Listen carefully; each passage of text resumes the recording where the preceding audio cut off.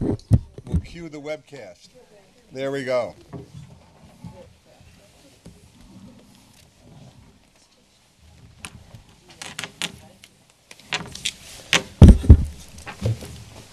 Okay, I think we're now live. I want to welcome everybody to this technical conference on DER oversight. Prior to my offering some observations and a little bit of background and inviting Luann to do the same, since she's been toiling in this vineyard much longer than even I have, why don't we go quickly around the table and just introduce ourselves to each other in case we don't know each other. Heard of earlier. And also, we will then be able to jump into the substance of today. So for any of you who may not know me, my name is Scott Wiener. I'm the Deputy for Markets and Innovation at DPS, and we'll go around counterclockwise. Ted. Ted Kelly. I'm an Assistant Counsel at the Department of Public Service. David Sambank, Director of New York Sun at NYSERDA. Zach Dufresne with the Alliance for Clean Energy New York. Hannah Masterjohn with Clean Energy Collective, here today on behalf of the Coalition for Community Solar Access. Sarah Margaret Geisler, I'm here today for Con Edison. Cameron. Hello, this is Buffalo. We cannot hear you. I'm Cameron Brooks. I'm representing Direct Energy today. I'm an independent consultant at Tolerable Planet. Hello, this is Buffalo. We cannot hear you. My apologies to It's Buffalo. on. No, it's on. I think it's a different issue. We can hear you, Buffalo, and we're speaking directly into the mic, but I guess we can't So hear. Just can't Buffalo, hear me telling you that. Now we can hear. Thank you. Okay, Okay. you were muted. Sorry about that. Okay, all right, everybody stop talking about Buffalo. My name's Aaron Breidenbaugh. I work with Lutine Associates, and we represent the Consumer Power Advocates. Good morning. My name is Nicole Cedar-Rahman. I'm Senior Manager of Public Policy for Sunrun. New to Sunrun, in my former life, I was an attorney at the D.C. Office of the People's Counsel. Michael Francis, General Manager of Blue Rock Solar, which is a subsidiary of Blue Rock Energy, New York-based ESCO. Valerie Strauss with the Association for Energy Affordability. We are a nonprofit, mission-driven organization that serves affordable housing providers. Erin Hogan with the Utility Intervention Unit. Amanda Trenzi from Couchwhite, here on behalf of the City of New York. Dave Gall, Director of State Affairs for the Solar Energy Industries Association in the Northeast, and we're the National Trade Association representing more than 1,000 firms across the country. And Peter Cavan with the Distributed Energy Unit of Direct Energy. I'm Luann Scherer, Director of the Office of Consumer Services here at the Department of Public Service. Thank you. The purpose of today's technical conference is to help inform staff so that we can provide our best advice to the Commission as they deliberate with this issue.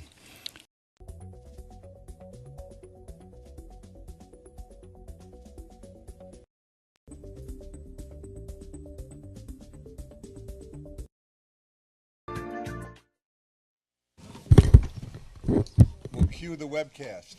There we go.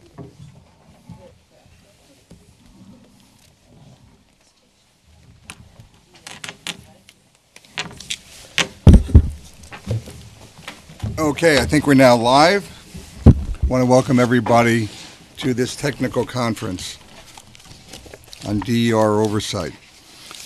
Prior to my offering some observations and a little bit of background and inviting Luann to do the same, since she's been toiling in this vineyard much longer than even I have, why don't we go quickly around the table and just introduce ourselves to each other in case we don't know each other. Heard of earlier. And also, we will then be able to jump into the substance of today. So for any of you who may not know me, my name is Scott Wiener. I'm the Deputy for Markets and Innovation at DPS, and we'll go around counterclockwise. Ted. Ted Kelly, I'm an assistant counsel with the Department of Public Service. David Sambank, Director of New York Sun at NYSERDA. Zach Dufresne with the Alliance for Clean Energy New York. Hannah Masterjohn with Clean Energy Collective here today on behalf of the Coalition for Community Solar Access. Sarah Margaret Geisler, I'm here today for Con Edison. Cameron. Hello, this is Buffalo. We cannot hear you. I'm Cameron Brooks. I'm representing Direct Energy today. I'm an independent consultant at Tolerable Planet. Hello, this is Buffalo. We cannot hear you. My apologies to It's Buffalo. on. No, it's on. I think it's a different issue. We can hear you, Buffalo, and we're speaking directly into the mic, but I guess we can't So hear. She can't Buffalo, hear me yeah. telling you that. Now we can hear. Thank you. Okay, I was Okay. were muted. Sorry about that. Okay, all right. Everybody stop talking about Buffalo. My name's Aaron Breidenbaugh. I work with Lutine Associates, and we represent the consumer power advocates.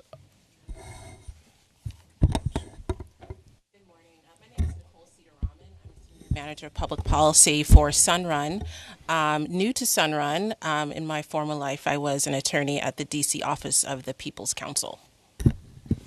Michael Francis, General Manager of Blue Rock Solar, which is a subsidiary of Blue Rock Energy, New York-based ESCO. Valerie Strauss with the Association for Energy Affordability. We are a nonprofit, mission-driven organization that serves affordable housing providers. Erin Hogan with the Utility Intervention Unit. Amanda Trenzi from Couch White here on behalf of the City of New York. Dave Gall, Director of State Affairs for the Solar Energy Industries Association in the Northeast, and we're the national trade association representing more than 1,000 firms across the country. And Peter Cavan with the Distributed Energy Unit of Direct Energy. I'm Lou Ann Scherer, Director of the Office of Consumer Services here at the Department of Public Service. Thank you. The purpose of today's technical conference is to help inform staff so that we can provide our best advice to the Commission as they deliberate with this issue. As many of you know and actively participate in, this is an issue that has been before the Commission for some time. We wanted to today take advantage of the opportunity to really facilitate a discussion more than a series of oral comments and exchanges, hence the round or square table format. And the folks who were sitting at the table were invited by staff based upon their prior engagement on these issues, comments that have been filed most recently in this proceeding, and other related factors. We do have time on the agenda at the end of the day for any comments from people who are in person here in the audience here, people who may be attending this meeting on site at our Buffalo office, Rochester office. New York was supposed to be an on-site location, but because of an unexpected flood, the hearing room was not available today. But we are webcasting, and for anybody who is participating through the webcast and would like to present a question, we ask you to please email it to the following address, and that's deroversight@dps.newyork.gov. That's deroversight@dps.newyork.gov. We wanted to specifically set time aside at the end of the day so that those of you who are observing the discussion can ask questions or make other comments based on the day's discussion.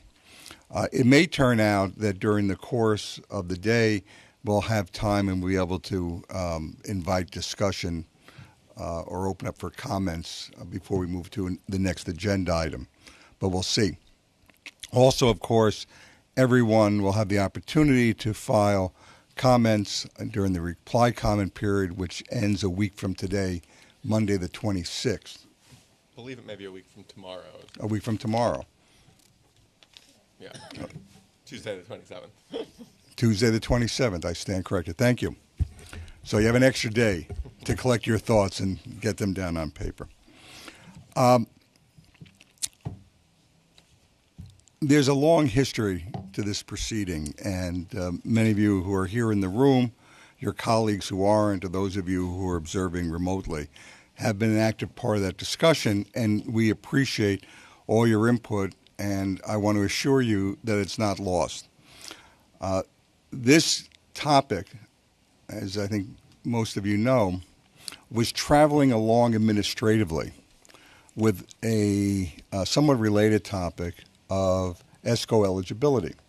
And there had been a thought at one time among some or many of us on staff that these related issues and the role of the UBP could be thought about together.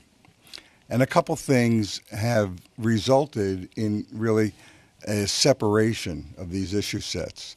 The most significant one of which, for me, was during the course of the discussion leading up to the Commission's action in March, the VDR order.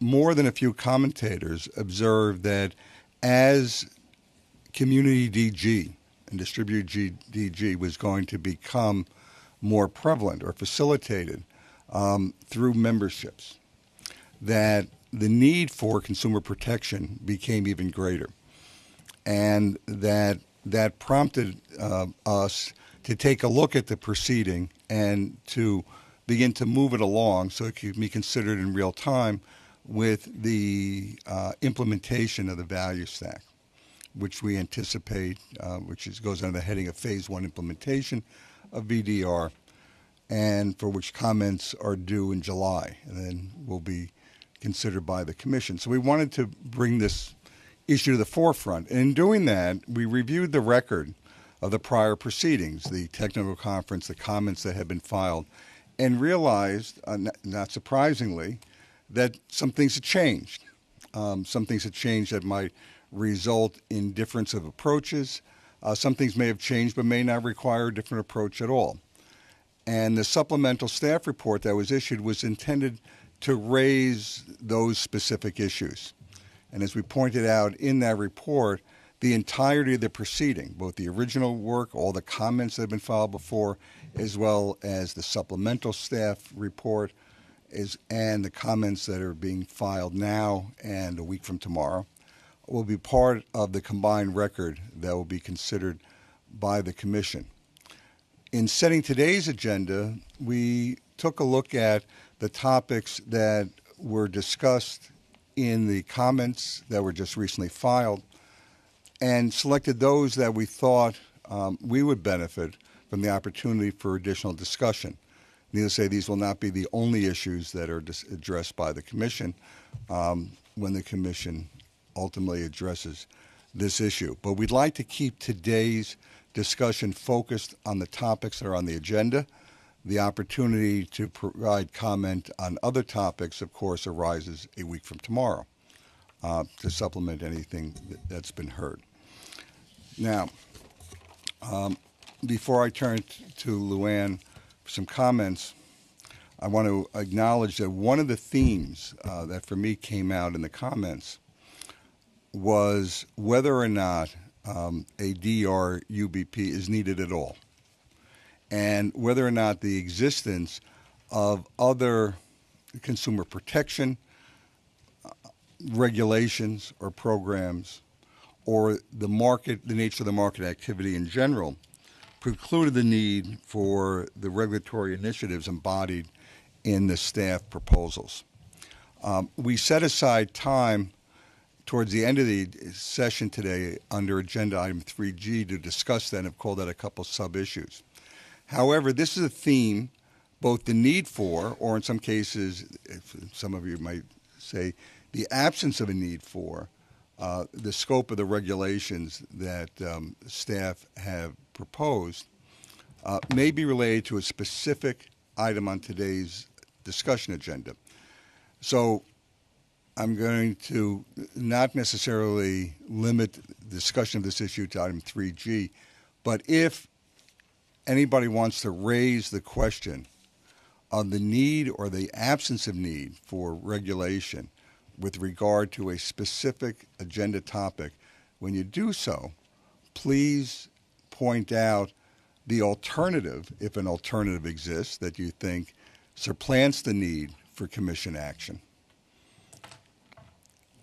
and how that might apply. Or if you're aware that there is alternatives that are duplicative and you feel the commission could bring consistency to the operation of these programs and to the protection of the interests that are sought to be protected through its action, please feel free to call that out.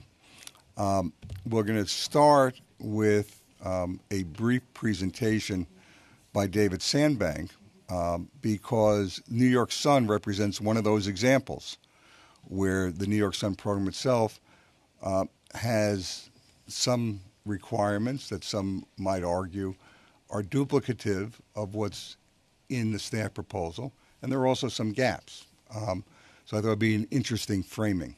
But before we get to that, I want to turn the floor over to Luann for her observations.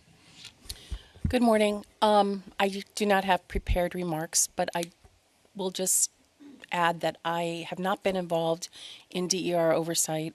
I've been involved with the UBPs for ESCOs for some time, and I see some similarities between the DER providers and the ESCOs, and I'm sure you'll all point to how I'm wrong on that.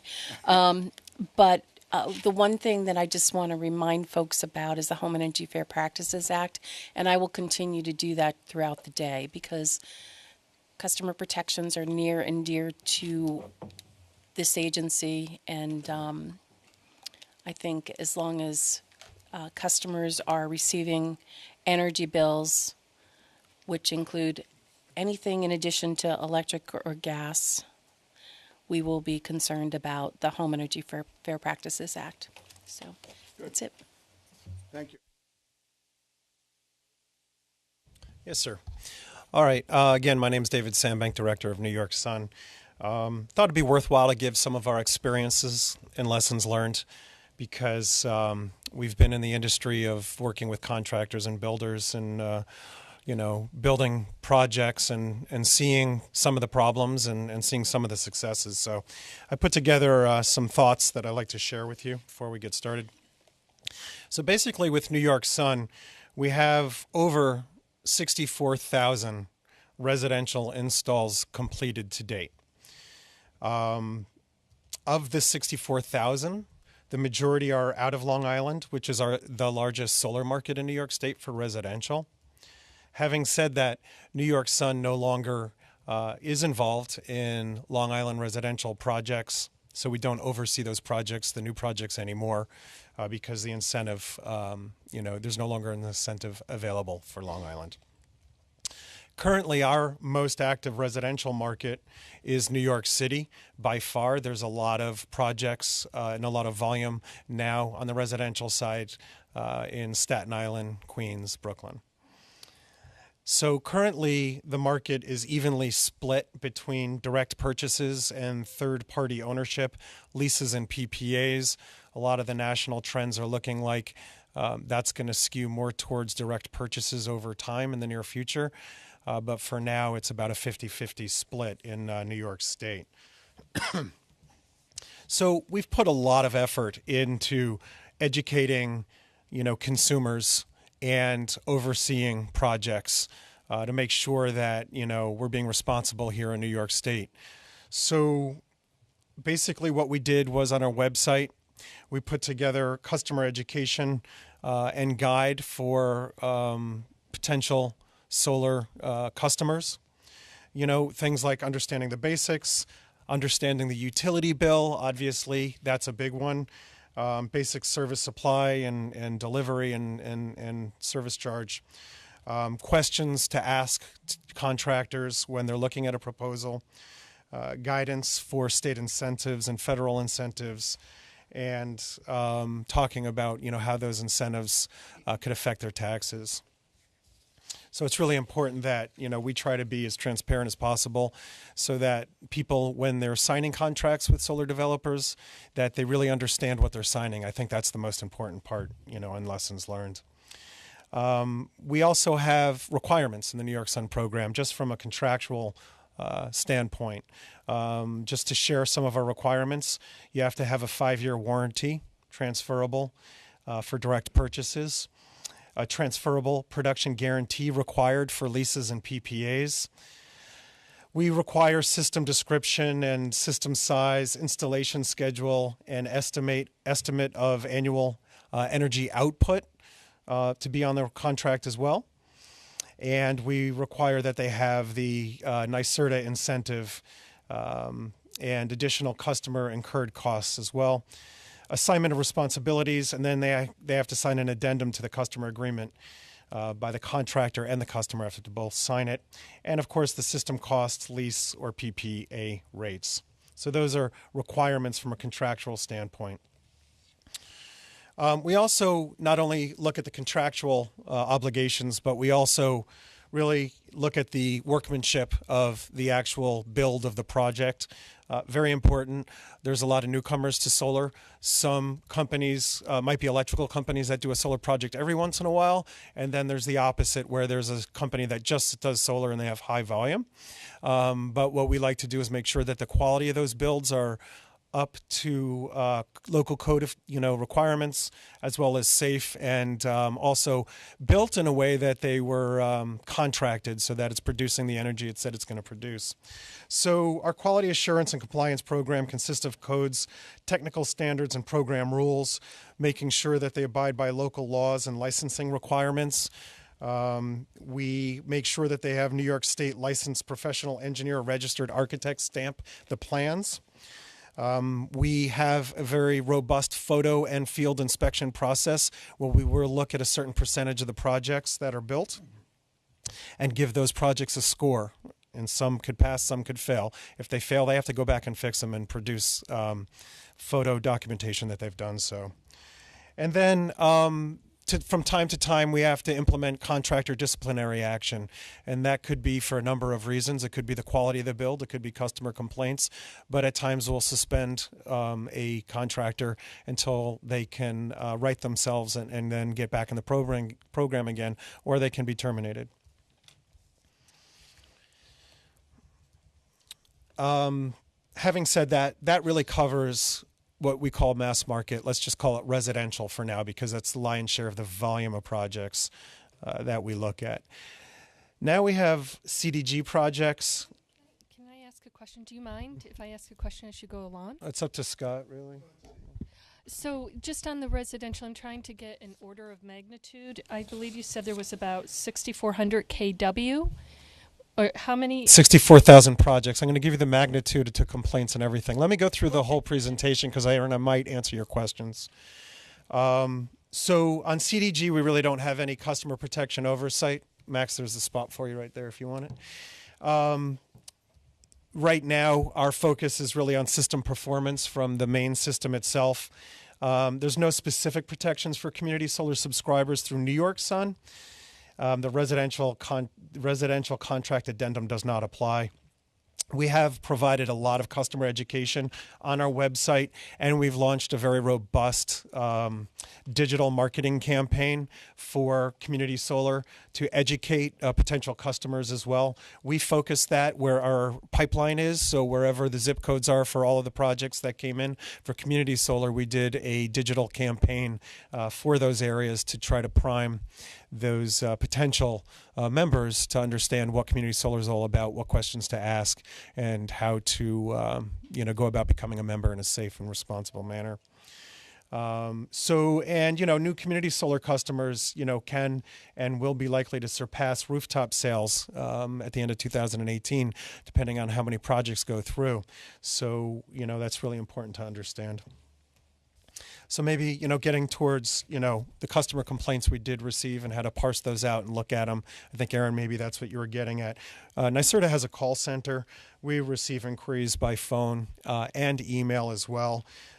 We get complex questions and concerns, and we get a lot of questions, But the complex questions then are transferred over to our program staff, primarily a staffer at New York Sun, if there's something that just the help desk can't answer. We got up to 2017 to the date, we got 562 inquiries specific to residential solar. Of those 562 inquiries, 206 of those were allocated towards one of our New York Sun staff, right? Some of the other ones are just, wanting questions about the incentives or understand the program. They're interested in solar, but maybe haven't gone solar yet. So it's just not, these aren't just complaints, these are just inquiries. I just want to be clear about that. The 206 inquiries that have been, referred to the New York Sun staff, majority of those are more about project status, application status, contractor information, contractor issues, project system issues, incentives, and just program interest in general. 30 inquiries to date have been issues related to problems with the contractor or the system. So obviously, when you look at 64,000 projects and you narrow it down to 30 complaints, our humble opinion is we're doing a pretty good job, with making sure, holding the contractors accountable and making sure that the projects are being built properly. I'll answer questions at the end. About on the customer inquiries, 75% of the issues are problems typical to residential contracting, not necessarily solar or DER specific. Some examples could be solar installer tore up the lawn during the install and did not repair the damage, roof leak not being addressed to customer satisfaction. Solar-specific issues are mostly related to incomplete or misrepresented information by contractor during sales or marketing process. So customer, you hear a lot, certain instances where the customers promise free electricity in the marketing, and then once they went solar, it's not free. You still have a basic service charge. Customers planning to move soon and did not understand that their home buyer must take on existing lease or PPA. Problems appear to be more common with leases and PPAs than the actual purchase itself. But there haven't been a lot of problems, and a lot of times it's not understanding the contract you're signing rather than what the contract says itself. Just some suggestions from New York Sun, is that the mass market is pretty well established right now. And from the numbers you heard, we don't receive a lot of complaints outside of the ordinary. But we do feel that, the marketing for customer acquisition can be quite misleading at times. And we recommend focusing a lot on the marketing and taking what New York Sun has done, using it as a success model, either adopting it or looking at that, at those successes and looking at the numbers and really taking that into consideration when dealing with oversight with mass market projects. And then with CDG projects, obviously, we think the focus needs to be there more than the mass market outside of the marketing, because with CDG, there's a lot more flexibility, and New York Sun's not currently doing oversight for the customer in CDG at that point in time. So I will now take questions. Before you do that, I'm going to ask everybody to indulge the process and hold your questions. And let's try and integrate them into the discussion, because I think there's a lot there. This report, you saw David and I, and Max was probably doing it too, flipping through a PowerPoint that the New York Sun team put together. We'll get that posted probably by tomorrow once we know it's finalized, so everybody will be able to see it. And then you'll be able to comment on it also in your comments a week from tomorrow. There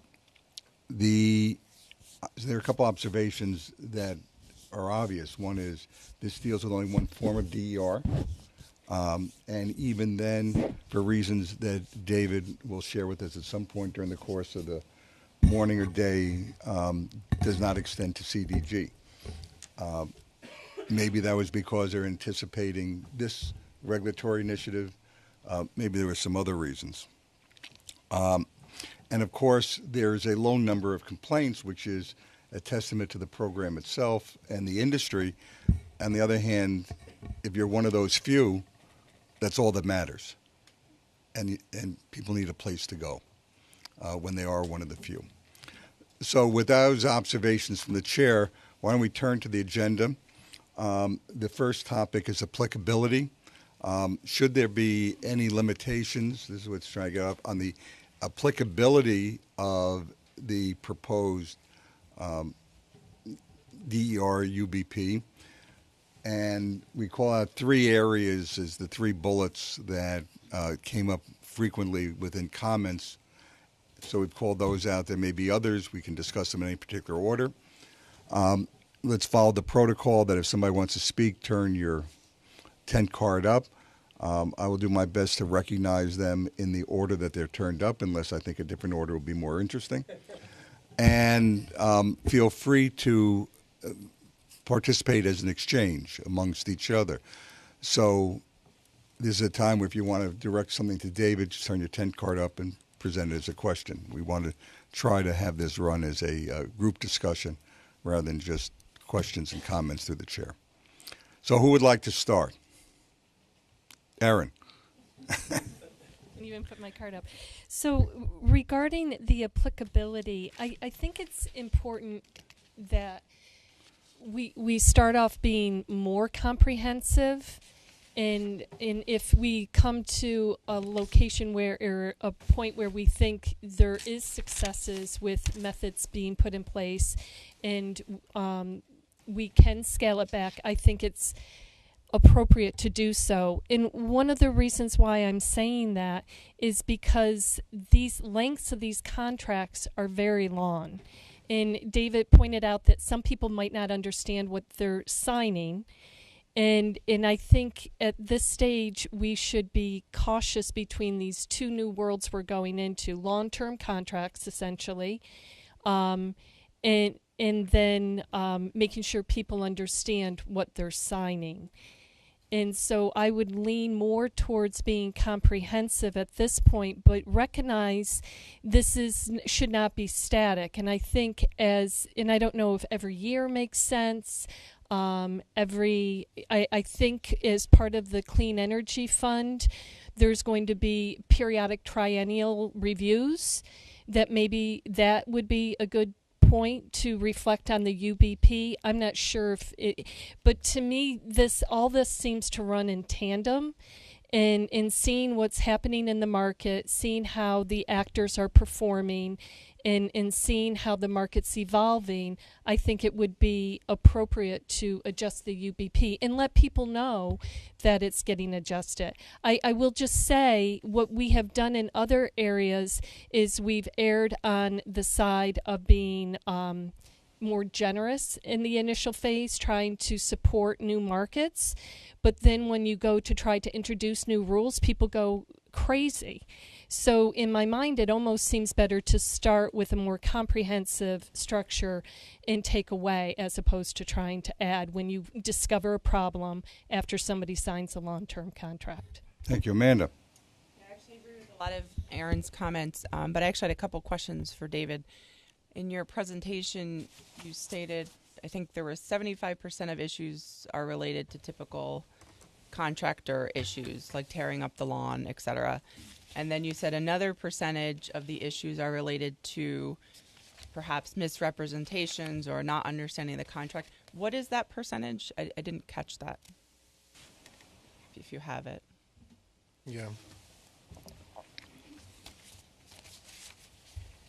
So I said 75% of the issues are problems typical to residential contracting. And I'm trying to find the other percentage you mentioned. I think there was 2 percentages.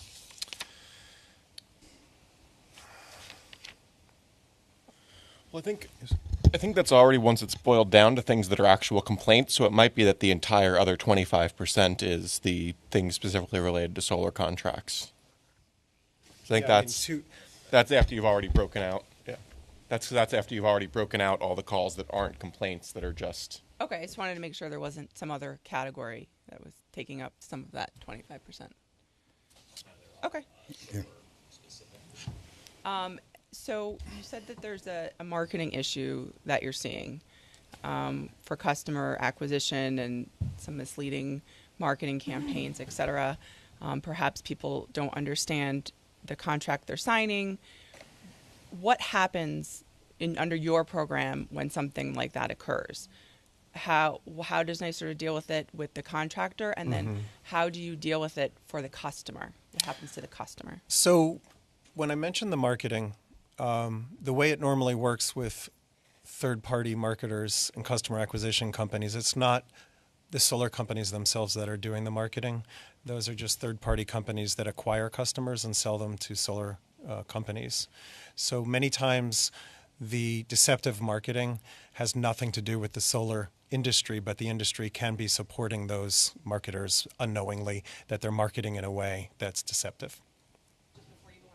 Marketing, this third party's marketing, are they marketing under the solar company's name? No. They usually brand themselves as something different. So when we see a problem, it's very difficult for NYSERDA to get involved between a contractor and, let's say, a homeowner in this instance when there's contractual disagreement. However, we make sure that the contract has to implement and have in place required items that we make sure that they're in the contract to protect the customer as best as possible. If there's confusion, if there's something where the customer says, it's not producing the much electricity that I thought it would, at times we will send someone out there and do a shade analysis and see if that's the case. I have to be honest with you, more than likely they got more Christmas lights in the winter and didn't know that, and they used more electricity because they thought it was easy because they have solar now, and they're just using more electricity. So it's hard for us to be a judge on the reason behind some of these items, but we just have to make sure that what the contractor is going to hold to the required items in the contract that we make sure they implement. Sure. And just before I pass on the mic, following up on some of Aaron's comments, the city's position is very similar. That first, we think there should be a distinction between commercial and residential customers. DER products and services have been around for a long time for commercial customers and has worked relatively well. However, that's not to say that there shouldn't be at least minimum guarantees for commercial customers and definite consumer protections for residential customers. Historically, residential customers have needed more consumer protections, and this is a nascent marketplace. It's new, and with what's going on in other types of markets right now in New York, we don't want to see ourselves in the same position 10 years down the road where we're doing the same thing all over again. So in agreeing with Aaron's perspective, I think it would be better to start off more conservative and then do some type of periodic review over time to, say, scale things back if necessary, if the markets are working and everyone's happy and it's functioning. But as a starting point, I think we should be more conservative than liberal for residential customers. Thank you. So David, Aaron, then Valerie. Thanks. I guess I have sort of a fundamental disagreement with the Aaron's framing of the issue. That starting off with sort of an aggressive regulatory scheme and then sort of scaling back.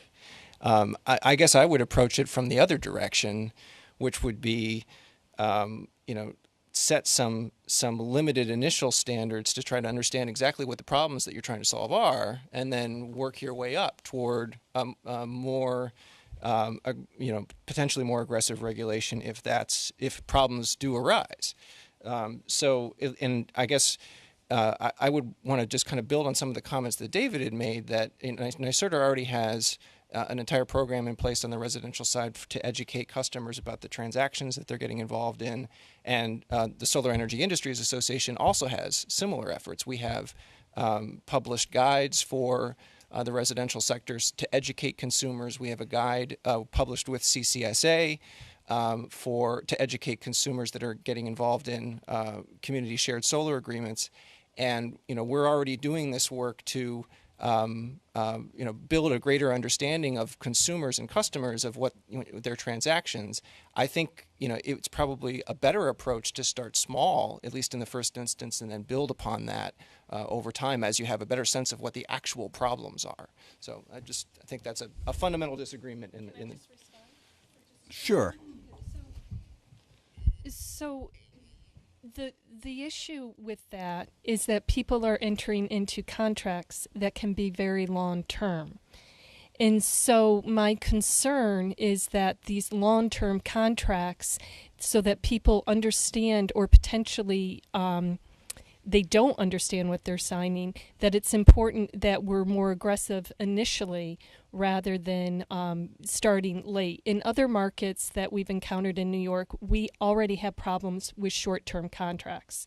So going from a 2-year contract in some instances to 20, 25-year contracts in this instance, I think that's one of the elements that makes it in such a way that we should be more aggressive or comprehensive. So let me just suggest for the moment that this exchange for me introduces and frames the issue of differentiation of issues and concerns. So I'm inviting people to think about this as you comment. One is on the nature of the customer class, C&I versus residential. Are there distinctions there? The other is another is the distinction between consumer education and enforceability. So there's general consumer education, but there's also the issue of enforceability. Enforceability in the sense of having a complaint. Where do you go to enforce reasonable expectations if you're a consumer? And one of the framing issues for me is if somebody is a New York Sun participant, they can go to NYSERDA and get some help.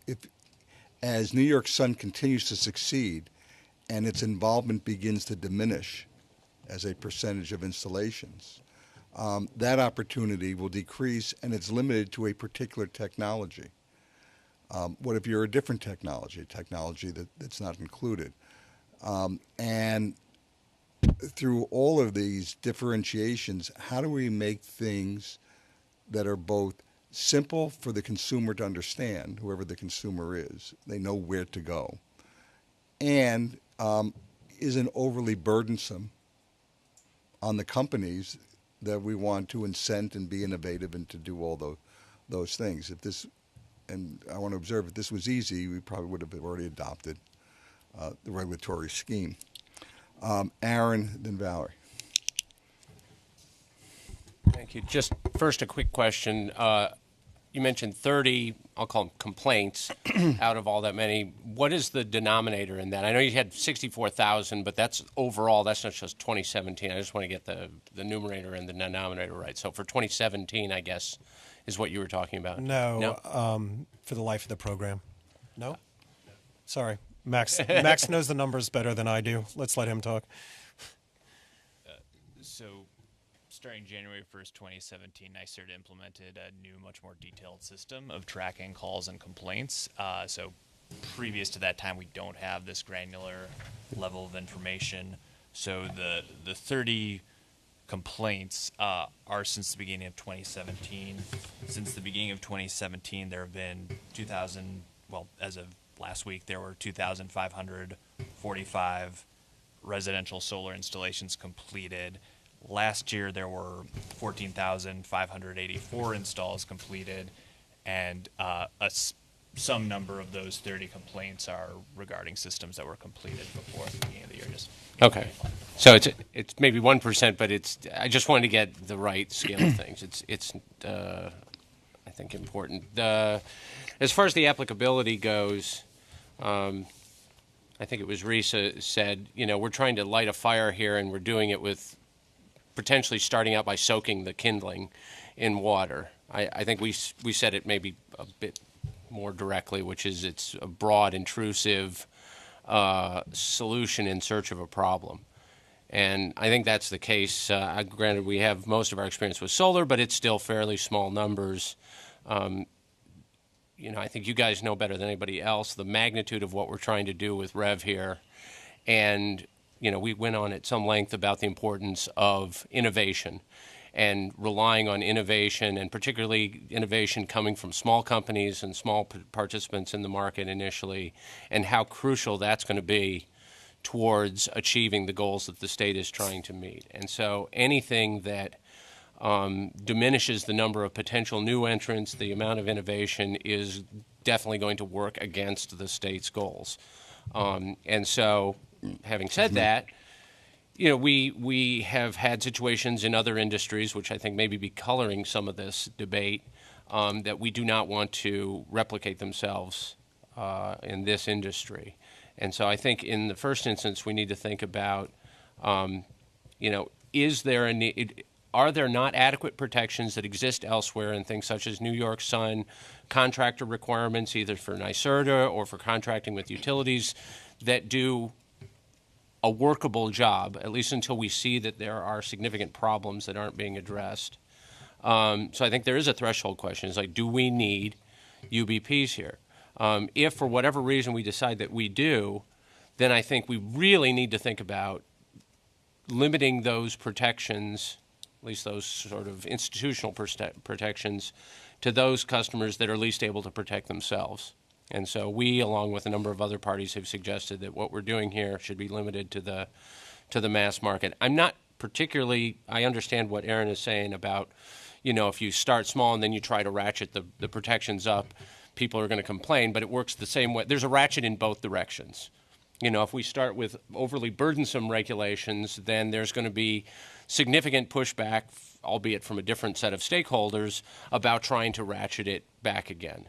And so that doesn't really resonate with me. But I think since a lot of the development, a lot of the innovation, a lot of the smaller customers, if you sort of look at the history of the DR side of the business, much of that was focused on commercial and industrial customers. And believe me, those guys are perfectly capable of protecting themselves. And so it may be that by focusing on the mass market, you're trying to achieve this balance.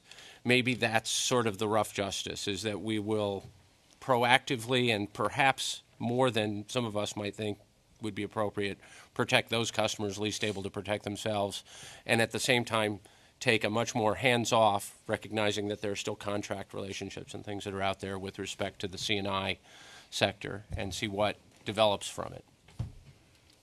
Okay. Valerie. Thank you. Had a few things to say. Now I have more to say. But let me just say that as an overarching... Please speak into the mic just so everybody can... As an overarching concern, we think we need to look at this in terms of the risk that accrues to the customer in mind. So just as a general thought, I know we said this in our comments, as did the Clean Energy Organizations Collaborative, that the current proposal is basically a blanket, covers everybody the same, and has the same requirements regardless of the risk that accrues to the customer from the particular technology and based on their customer class. So we would suggest that be revisited and some changes made for the provisions to be more reflective of the risk. Will you be offering either today or in your comments suggestions of what that might look like? Sure. Thank you. And I think one of the ones that's been raised here is the commercial and industrial versus residential, and I think there's some merit to that. I'd want us to explore it a little bit further, because there's a concern both on how you define residential versus commercial. We serve multifamily buildings primarily. Are they commercial or residential? I think we would argue that it depends on the size and the property manager or property owner and how many units they have under control. Because certainly, a sort of mom and pop owner who has 5 buildings of 10 units each is not a sophisticated C&I customer. A property manager who owns 100 buildings that have 100 units each probably is.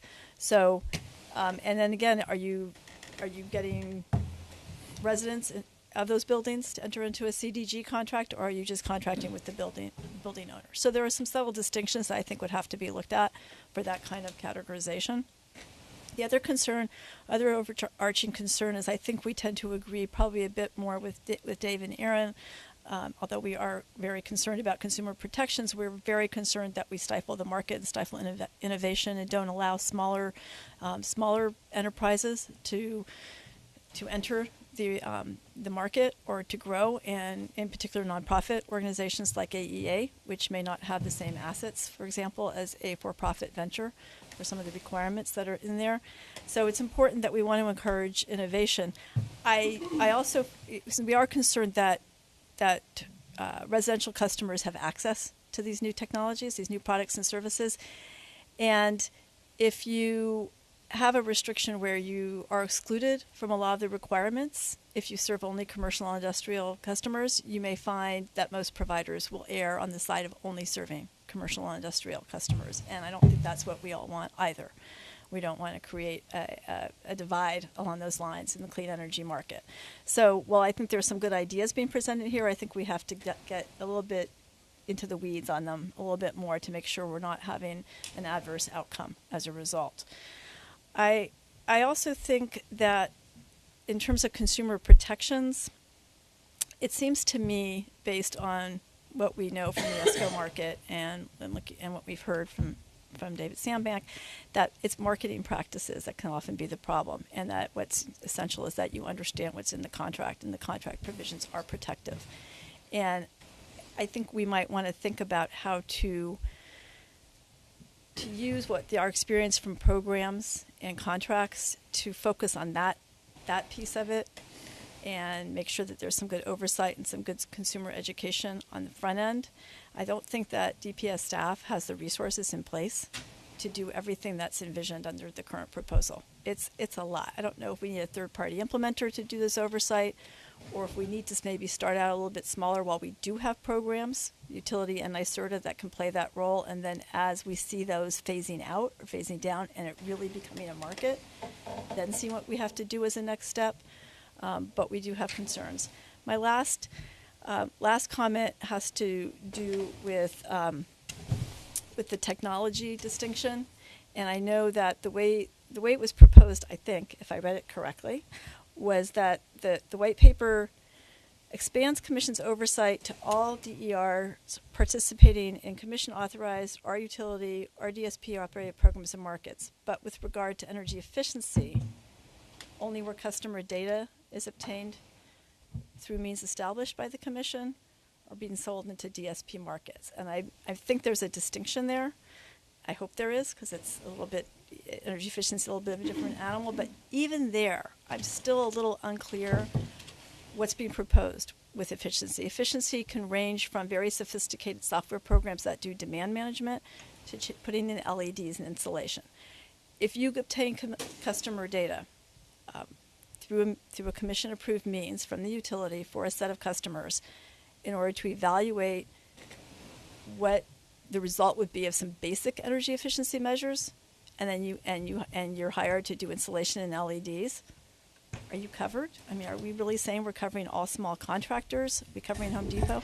Yeah. So you have very effectively, at least for me, raised lots of questions, which I want to try and drill into a little bit. There are a couple people who haven't had a chance to speak yet, so we'll get back to them. But the Home Depot or the Lowe's, pick your big box store as an example. Or a small contractor. Yeah, no, but the distinction of if an individual walks into a big box store for the purpose of illustration and buys something, and they buy it via, just another hypothetical, an online marketplace established by one of the regulated utilities, and it's the exact same product. Can or should the nature of the protections afforded by the Commission be the same or different? Just think about it, because I know many of you have.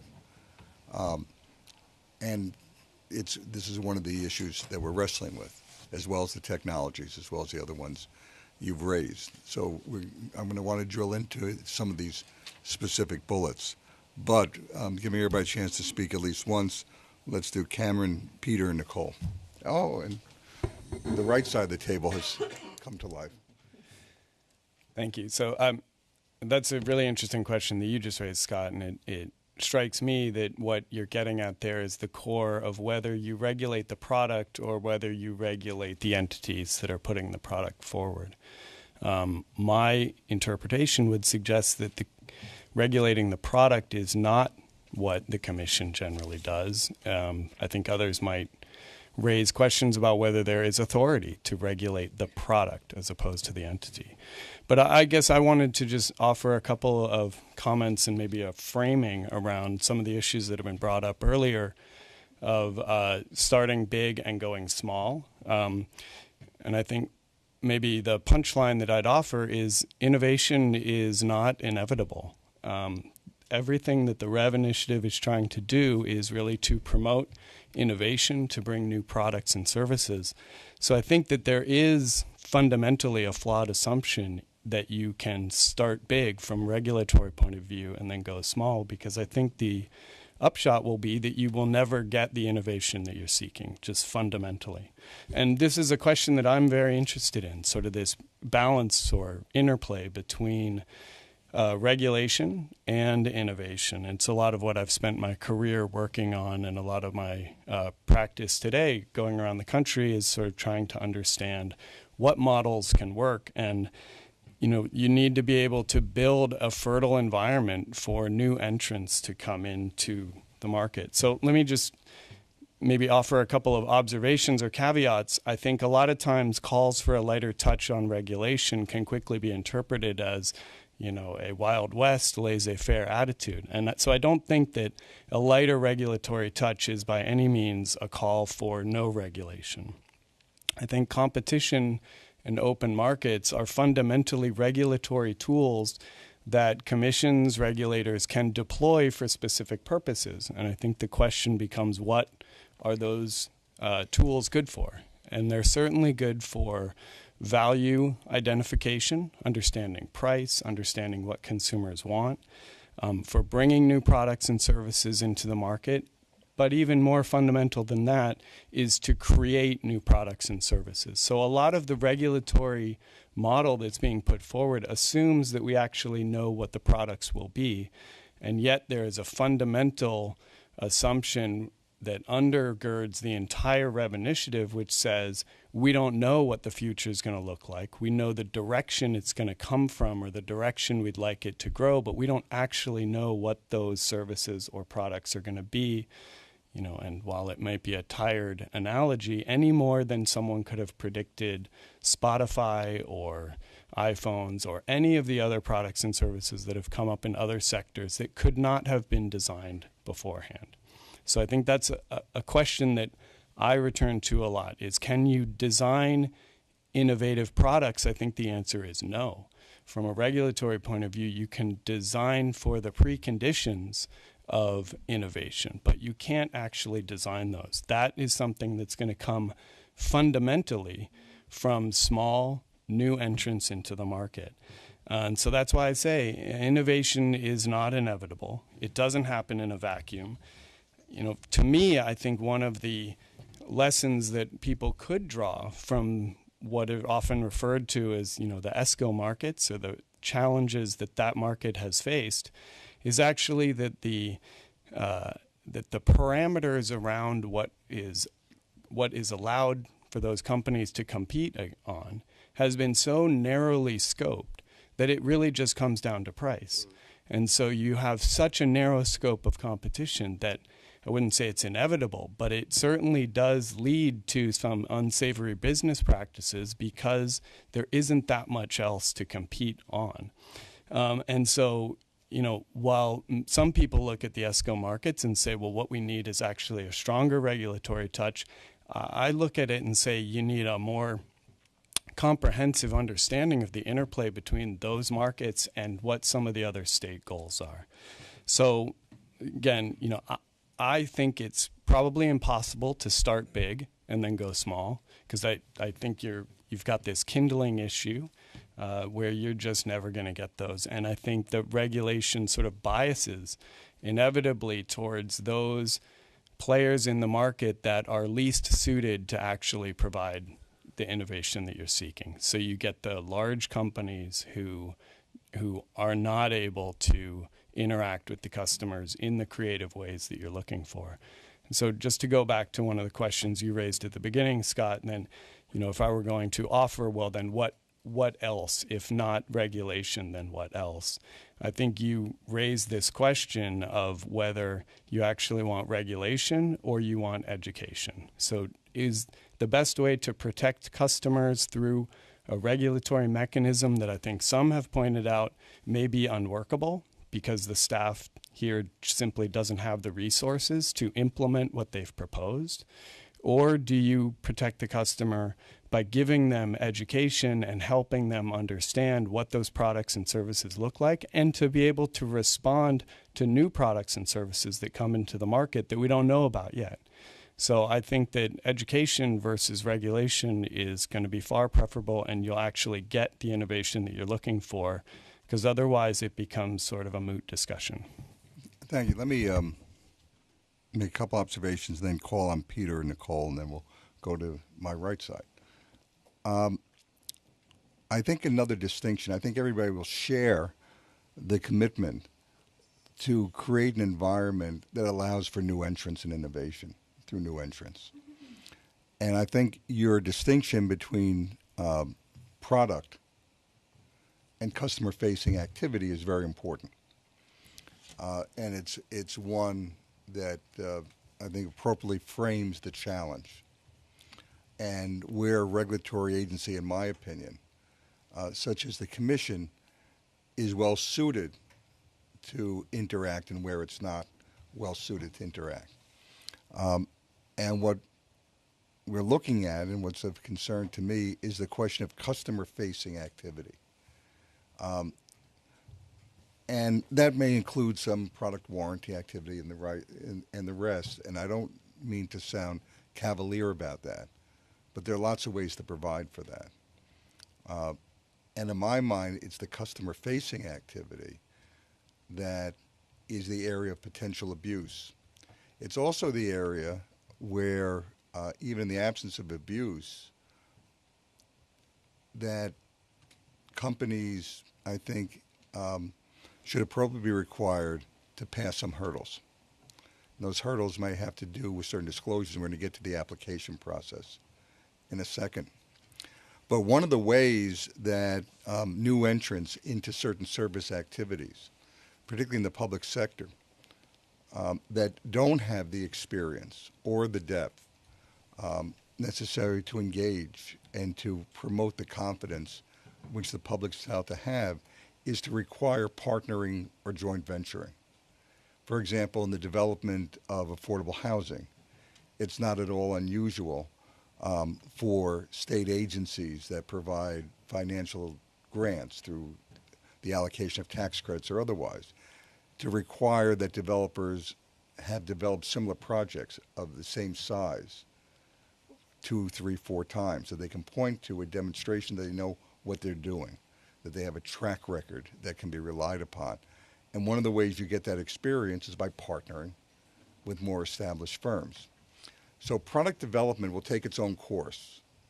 It doesn't need us, I think, involved in that. But a new company that's coming in that may not be adequately capitalized, but may have a very innovative marketing idea, may be required, in the form of a question, should it be required to look for more established partners that can provide the public confidence, both in terms of the financial wherewithal to stand behind their practices, as well as to understand how to effectuate those practices? Or should the Commission, in the name of innovation, say, we'll take a gamble and we'll see what happens with that customer-facing activity? Go ahead. Well, just, two observations. One is, I think that the idea of partnering is intriguing. However, I really do think that it would be valuable to put some kind of lens on any proposal and ask, whom does this bias towards? Mm-hmm. And that clearly strikes me as something that biases inevitably towards large established companies. In my view, those are the companies that may be the least suited to bring the innovation that you're looking for.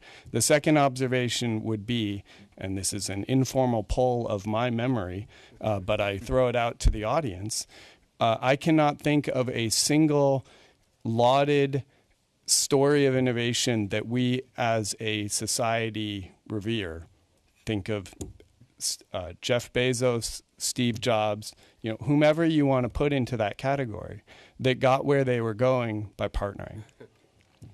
So none of them chose to partner, and I think it speaks both to the characteristics of the companies that become that successful and the personality, but also may fundamentally respond to a need for those companies at those early stages to have complete control over what they're doing so that they can be as responsive as they can. And if you force those kinds of partnerships, I think you throw water onto the kindling. So let me just throw out a couple of the criteria and then pick up with Peter and Nicole. Which is, again, I think this is where your distinction, Cameron, between product and service may be appropriate. When we think about innovation in the product area, your example resonates, at least to me. But I dare say in every state and every jurisdiction where those first computers, those first consumer devices were introduced, there was more likely than not, I'm couching my uncertainty, that there was a whole array of consumer protection regulations and laws that protected the purchaser of that product. And those protections may exist in this market, and that's a point that some people have raised, that there may be protections that exist that forestall the need of the Commission to step in. That's been presented as a general idea for the most part, without the specificity necessarily provide the comfort. So I think your caution to distinguish and to think about what's the activity that's being focused on and what are the ultimate goals are very important, and one that I'm sure will be incorporated into our further thinking and discussion. Having said that, Peter. Hi, thank you. I'll just make a few brief comments. Am I close enough to the mic? And we'll hear from We'll Buffalo find if you're out. not. Okay. Yeah, I mean, the first thing I'd say is I appreciate that I feel like most, if not all, the people in this room are on the same page with regard to the goals we're trying to get to. I spent 2 productive or otherwise years of my life working on Clean Power Plan compliance, and it's fair to say we sat in similar rooms and had similar discussions, but spent about half of it batting back questions, which ultimately amounted to, do we think this should happen at all? And I don't believe anyone in this room is trying to make sure that DRs don't get deployed, for example. So when we look at the goals, at least as I understand them, around developing energy services, a marketplace to exchange them, protecting the environment, delivering jobs, etc., I think we're more or less all on the same page. The question then becomes how we deliver on those. I think there's a balance between maximizing the aims I just mentioned and doing it in a safe and reliable manner, which may involve some reasonable oversight from the Commission. I feel like for example, the supplemental white paper from April 2017 is a maximalist regulatory vision for how to do that, which I don't feel strikes a fair balance between those aims. I mean, obviously, while there are new structures and acronyms and such like being used here, many, if not most, of the technologies and that we're deploying or that we're talking about here today. I mean, I've been operating in New York State and operating well for quite some time. These rules, as proposed, I see a clear downside around hindering the deployment of the products and services that we're trying to incentivize without much in the way of a clear upside. I would look to alternatives such as, frankly, the regulation provided largely by a free market, or indeed through a code of conduct, which I can go into in more detail later, in order to deliver the same aims, but also deliver the DER that we're trying to incentivize in this market. On the specific topic of distinctions between the customer classes, I would say that much of my work, while Direct Energy deals with all types of customers, much of my work has been specific to dealing with especially larger C&I customers. When we were delivering, customize energy solutions across a range of products to Fortune 50, 100, or 500 customers.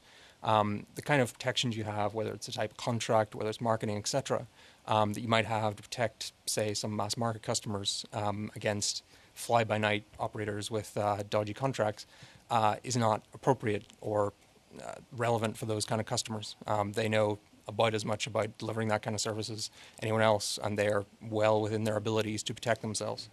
And just the final point I would make on the, sort of the discussion earlier around, do you start with a most comprehensive vision and move down to some degree if necessary, or move up? I know of very few examples where the starting comprehensive and moving down has been successful. I don't believe we got to a 2,700 page federal tax code because we started with 47,000 pages and worked our way down. I think in general we work our way up, despite every administration, at least in my lifetime, saying that they would reduce it. So I would be very cautious about the idea of, if we set out a very maximalist regulatory structure, that we can easily and efficiently move back to the right space over time. Thank you. Nicole. Thank you. I just want to, echo the comments of so many folks at the table, specifically Dave Gollett, SEIA. Sunrun, endorsed SEIA's comments in this proceeding, and I'm really happy that you made the distinction between consumer education and regulation. As a former consumer advocate, more regulation does not always solve the problem of consumer understanding and information. Certainly, information is power, and I think that there should be more resources and time devoted to how to, meaningfully inform consumers about these various products, as well as the suite of options for legal redress if something does go wrong.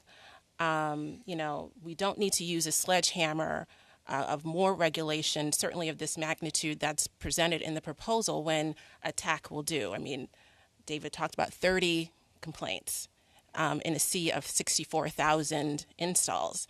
And so, I would just, again, echo what various folks have said, but also just kind of encourage us to talk more about, how can we really touch consumers, make sure that the people understand solar, understand the various other distributed energy resources that are available.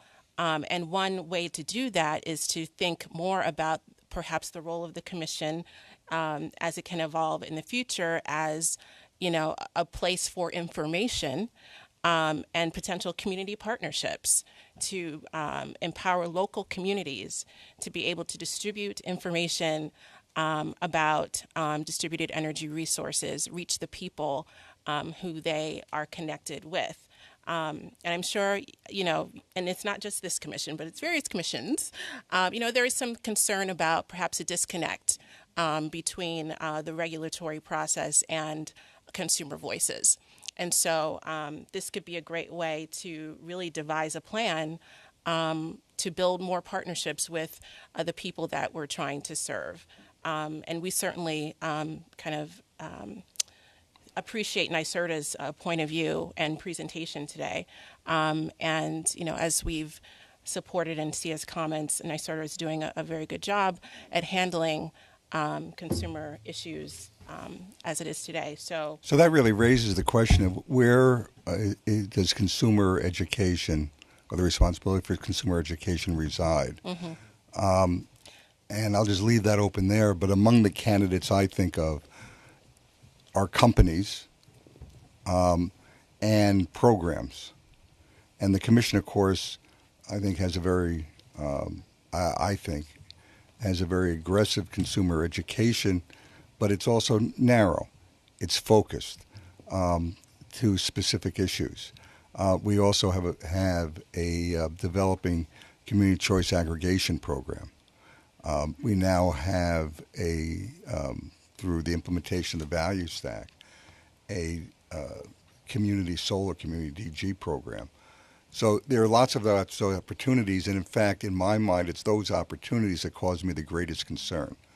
And it causes me the concern from the point of view of potential marketing abuses. And that's not meant to condemn an industry at all. But again, there may have only been 30 or 50 problems out of a sea of so many. But if you're one of those, you need to know where to go, and you need to have an effective form of redress. Exactly. And I guess, perhaps your concern is that the variety of options for redress are not sufficient.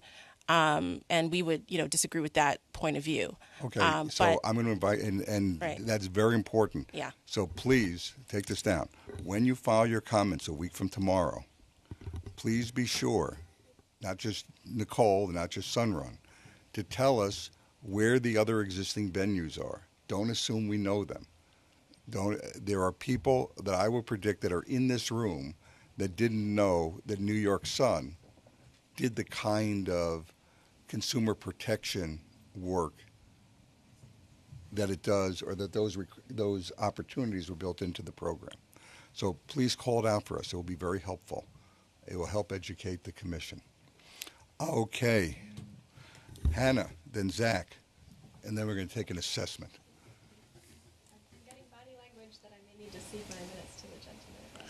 Yeah, but you don't get to decide that. You can yield them to Zach if you want. All right. Wanted to offer a couple of thoughts from the community DG perspective here. Excuse me. So, first, I'm hearing a lot of the impetus for the real focus on this discussion Into the mic. right now was around what we hope to be a quick ramping CDG market in New York. And that CDG is new and, may need some new approaches here. So it is new in New York. It's not new in other markets. So we have pretty substantial markets in Massachusetts, in Colorado, where we've already got, thousands of customers participating in projects that are online, in contracts with providers. And when we look at our experience with those customers and survey both internally at my company, and we're also now in the midst of doing a survey across the members of CCSA, we find, first of all, low complaints overall, and the complaints that we do get are vast majority related to utility billing issues. So when we're talking about community solar, the customer is paying a third-party provider, but they're getting what they're paying for is bill credits on their utility bill. So that benefit that's actually getting delivered to them, that's where they have the most challenges, and getting those credits on time and accurate in a way that they can understand. So, that's not necessarily what we're here to discuss today. We're talking about the applicability of UBPs to DERs. But I'd suggest that when we think about, if we're here to think about the customer experience and how to give them a positive experience, that is just as important, if not more important, than the DER provider oversight role for the CDG customer.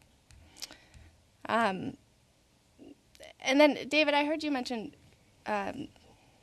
maybe there's a need for greater oversight of CDG relative to RESI because it's, the New York Sun program isn't currently looking at it all, and because there's sort of greater flexibility. And I'm not sure what you meant, but I sort of take that to mean maybe because there's not, panels on their roof. It's a more virtual arrangement.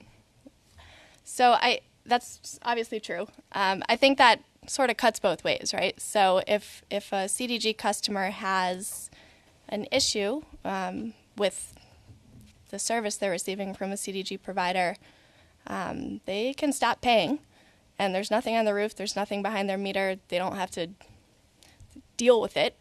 It becomes, a sort of legal and contractual issue that they will need to sort out somehow.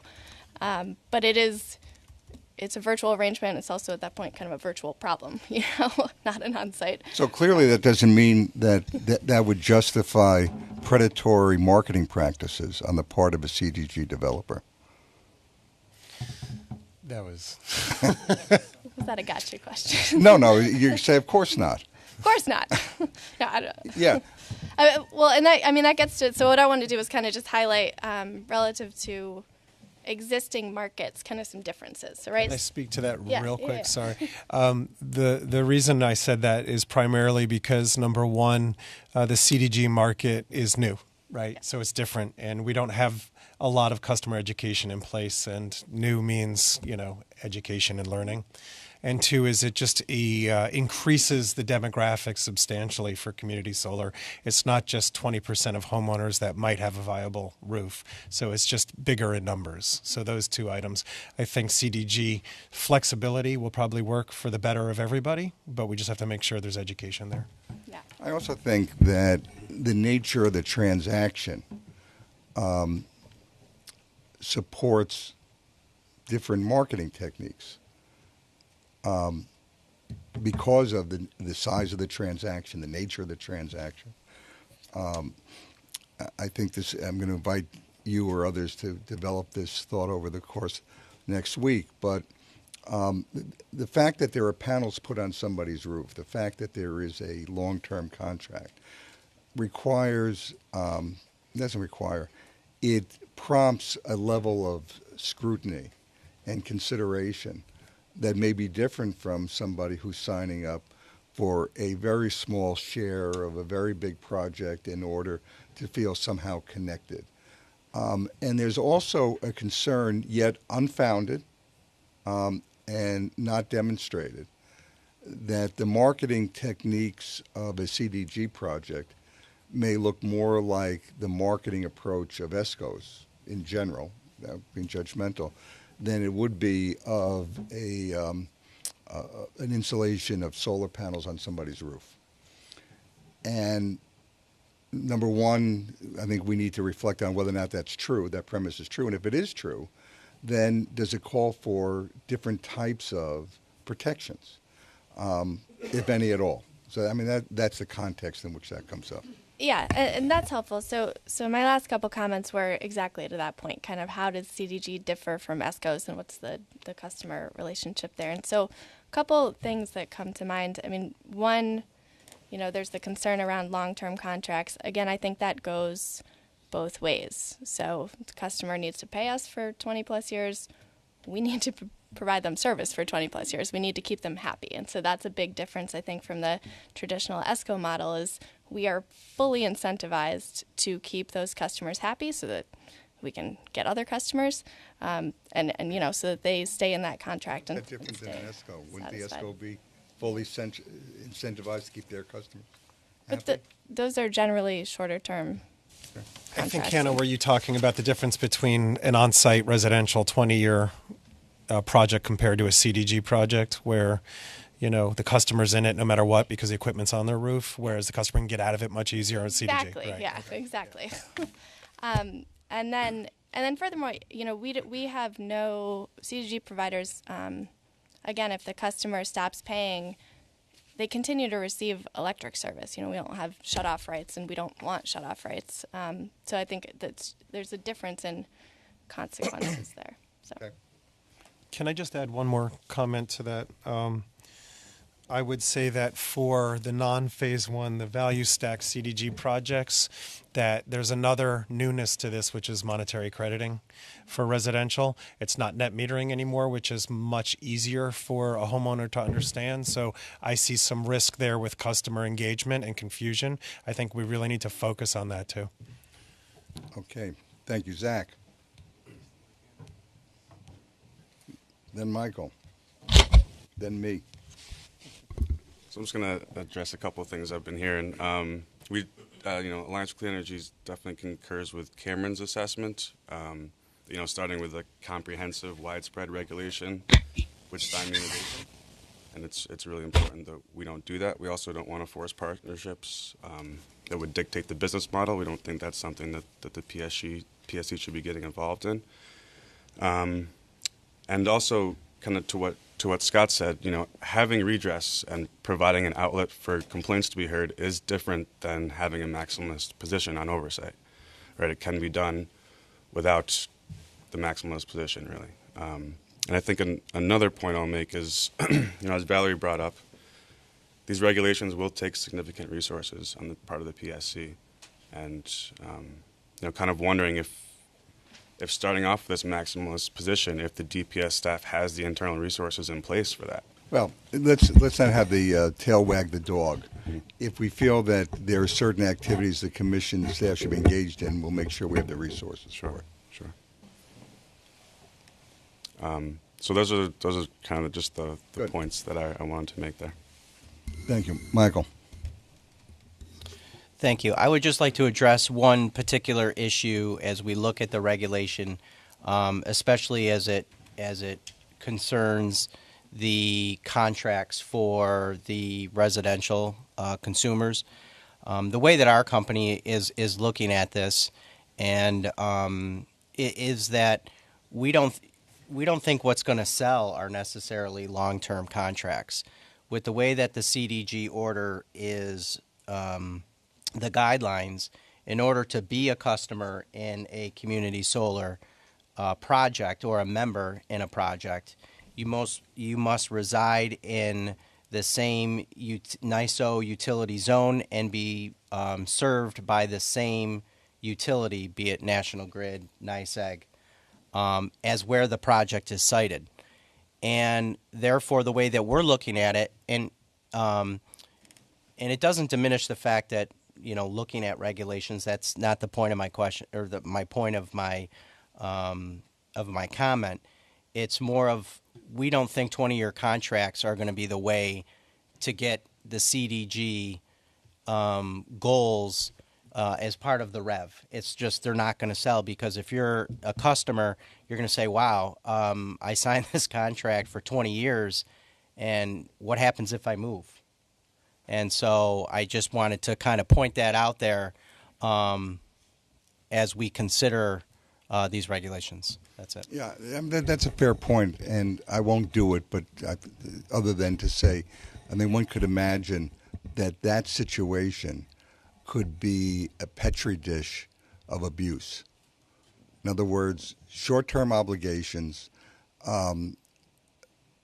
commission-incented enrollments on the part of the marketing agent of the company, which could lead to abuse. We're not saying it will, and good companies, regardless of what the business model is, will perform in a very positive way. But we're trying to anticipate where the problems may be. So I want to acknowledge that certainly to my left, there's a whole bunch of tent cards up that have been up for a while. I also want to point out that it's now 12 o'clock. We have an hour left in the morning session, and we haven't touched really upon the application process, touched a little bit on marketing, but not really in terms of how do we look at marketing, and contract terms and standard disclosures, another area that's been called out. So I'm going to exercise the prerogative of the chair for today and move to the application process. And if you can find a way to make the point that you wanted to make under the heading of application process, God bless. But I really want to explore that a little bit, because we did receive a fair number of comments about the application process. And again, it follows the theme of thinking about and be discerning about who should be subject, or what type of entity should be subject to this regulatory construct. But the application process in itself was raised, and this is one area where I want to specifically ask about the distinction, if there should be a distinction between or coverage of employees who are customer facing. And this comes specifically in certain background information that was asked for about employees of a DER provider. Well, there are voices.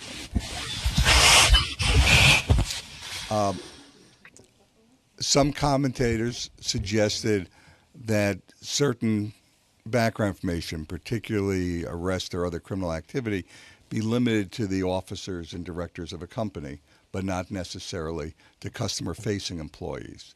Other people said, well, in fact, the customer-facing employees are more important than the officers or directors. So there are lots of other issues involved in the application process. They sometimes break along the similar categories that we've been talking about for the past hour and 20 minutes or so. But I invite your comments on the application process, and then we'll turn to marketing and contract terms. I lost a lot of tent cards. David, you still want to talk, or don't miss this opportunity? I can hit them both at the same time, maybe, and then actually go back to what we talked about the first time. So this kind of, I'll start with the question that you raised at the beginning of, if not regulation, then what, right? And you followed that up with a comment about we need a thorough understanding of the regulatory framework as it stands today. And in Sia's comments, we went through and enumerated the 14 different federal laws that apply to marketing standards that govern how solar firms do, reach out to customers. That's an extensive body of law that exists. Yeah, but be careful. I mean, for those of you that haven't had the chance to read all 14, there are 14 that potentially apply under certain circumstances. Not all 14 apply in every circumstance. There are 14 different federal laws that sort of apply very broadly. Let me just state it that way, broadly across the spectrum, including some related to marketing standards specifically. I think just to kind of jump back to where we began the conversation about, should the initial regulation be expansive or more minimal? Recognizing that legal framework is in place, there are additional state laws and additional local laws that govern these kinds of activities as well. You have to sort of take that into consideration. So one of the things that we recommended in our comments, and which I think is an important concept for the Commission to consider going forward, is this sort of clearinghouse function. And understanding that extensive body of law, receiving complaints potentially that would come in from DER providers, and then referring those complaints to the appropriate regulatory enforcement agent. That would help the Commission understand what the full scope of the complaints are, and then tailor an appropriate regulatory response in time. So I think that's an important thing to keep in mind. We don't want to get into a situation where, as a number of the other commenters have pointed out, we're stifling innovation by layering on new regulatory burdens and new regulatory requirements. But this clearinghouse function may be one way for the department to sort of wrap its arms around what some of the specific problems that require a regulatory remedy. So that I think is not only a very fair, but a very substantive comment. So and one that will get consideration. I don't have the list of 14 in front of me, but I remember the thought I had when I reviewed it was that you could end up with a situation, I think, but I'm not sure, that OSHA might have been included in terms of contractor obligations. And I said, okay, that really doesn't get at the heart of what we're trying to do. And at least as I drilled in more and more, I began to become much more focused, I realized, on what I'll describe as customer-facing issues, the customer experience. And I don't want anybody to read or hear what I just said is necessarily limiting other applications, but particularly customer-facing. So there may be situations where there exists program enforcement activities, such as New York Sun. Do we defer to those? Or do we say to New York Sun, why be duplicative? Why align our resources? There may be state consumer protection requirements that are applicable that would provide the protection that's sought, and in fact, Commission action could end up resulting in duplication and unintended confusion. So we have to be discerning about that. But I was particularly interested in thoughts about how we might distinguish, if we should distinguish, particular areas within the application process that we want to attend to. Are there issue sets, and for me, one of them would be customer-facing activity, that rise to the top of any list of concerns that should be sought after? So we need to single it out. This is Paul LeBois from Solar Liberty in Buffalo, New York. Yeah, Can you guys hear me okay? Yeah, but yes, but to be honest, and take this in the humorous spirit it's intended, we don't want to. Now, right now, at 3:45, we'll open it up, and I'll be happy to take your comments. But we're intentionally, as I said in the beginning, limiting the discussion during the course of the roundtable to the roundtable participants.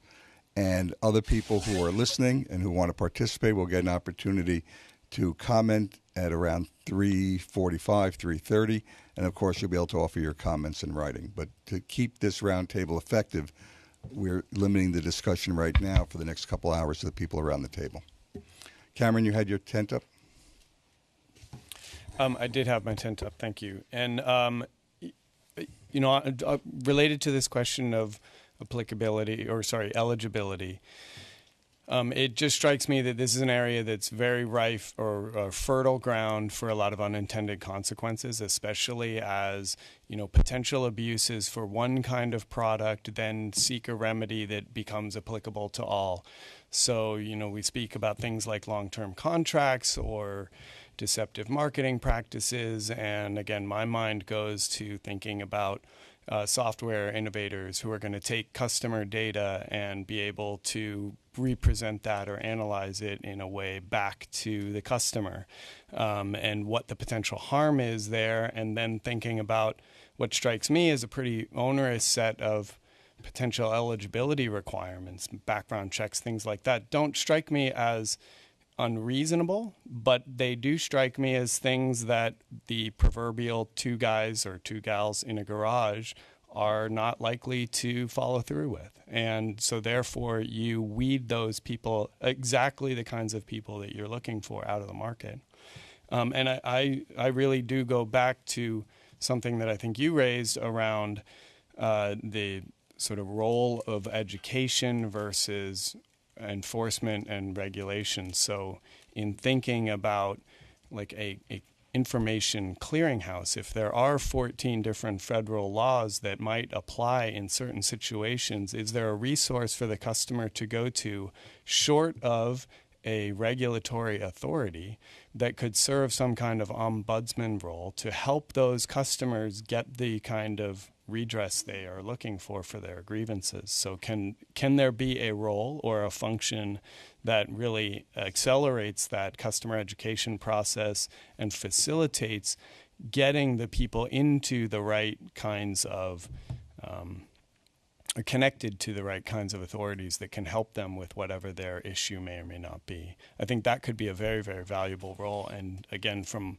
my understanding, one that the commission could be very well resourced to provide. Possibly. And I want to ask Nicole a question. In your role as a consumer advocate, did that, in your direct experience, did that type of clearinghouse function exist in the jurisdiction or jurisdictions where you worked? And if so, where was it located?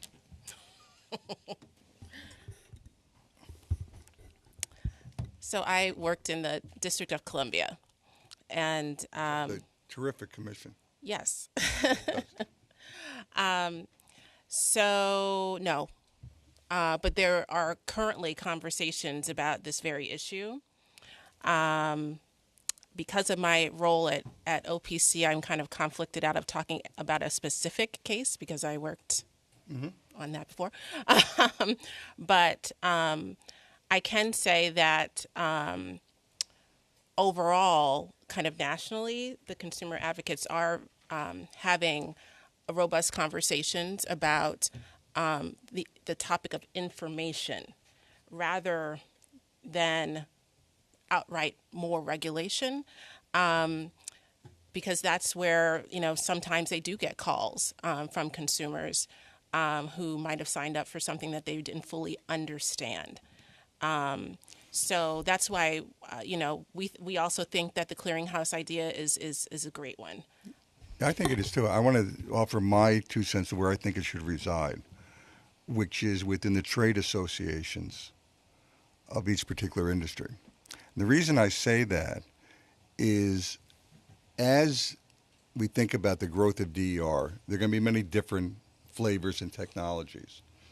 And to task anyone entity with understanding the 14 or 5 or 25 different regulatory frameworks that overlie in every industry would be daunting. But to say to SIA, you should know it, and apparently you do know it, and the ability to make that available, I think, in my mind, is the first line of defense. And I see your flags up, and since I pointed you, I'll let you answer. Can I just say something first, please?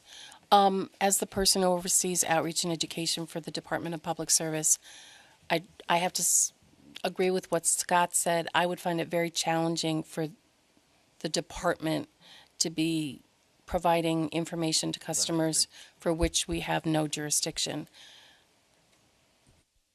Yeah, just to quickly respond, and SIA created an entity just to do this. I mean, we have a consumer protection team that is working across the country, fielding complaints, processing complaints, trying to resolve issues as they arise. You know, I think that a concept of a collaboration with the department in some capacity is a good one. And you know, we already have the mechanics in place, so you know, we can explore a conversation about how we can continue to work together on that front. Good, thank you, Sarah.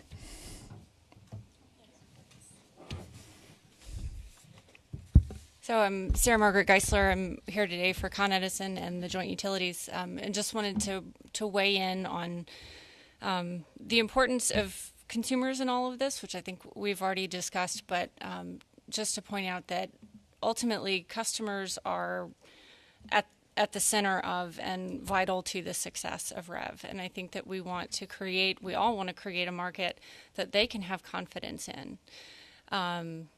And so we do think that uniform business practices that are broadly applicable to some degree are important in order to provide customers those protections, give them the confidence to jump in, to participate, to be part of the innovation.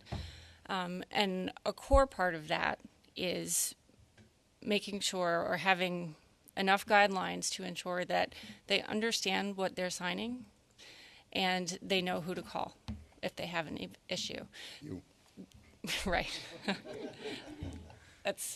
We can talk about that further, but you know, I do think that oversight in that regard is important, just to build consumer confidence. And even if the first person that they call doesn't have all of the answers, I think to your point earlier, Scott, for them this is the most important issue, and they want to be heard, and so we do think that that's very important and should be clear, because it sounds like in some cases they get passed through quite a few hands before they get their solar installed, and the money could be coming from somewhere else, and that could be a confusing situation for some customers that care to read the fine print. So thank you, Amanda, and then Aaron. Lots to talk about. All right, Aaron. First, she has more. So a couple things. The clearinghouse idea.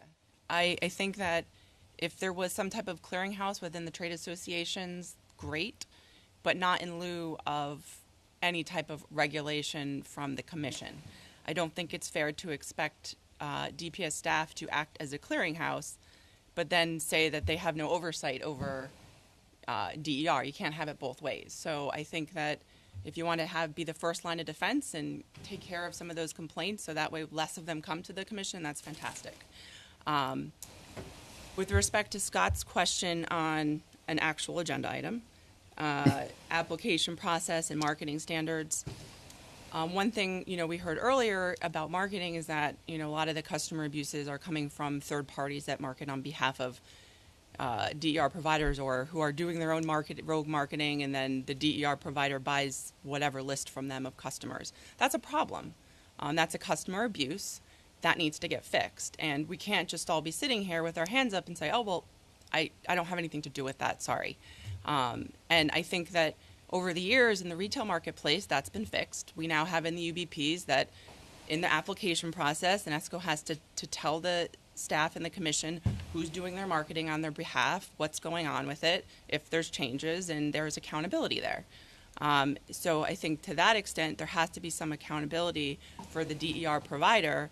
If not, I heard a lot about customer education. Education's wonderful. Customers need to be educated. But it can't be all on the customer if there's bad practices going on. There needs to be some accountability on behalf of the DER. And I'm speaking these remarks when I'm talking about mass market customers. I'm not talking about the C&I industry because that's different. And then just lastly,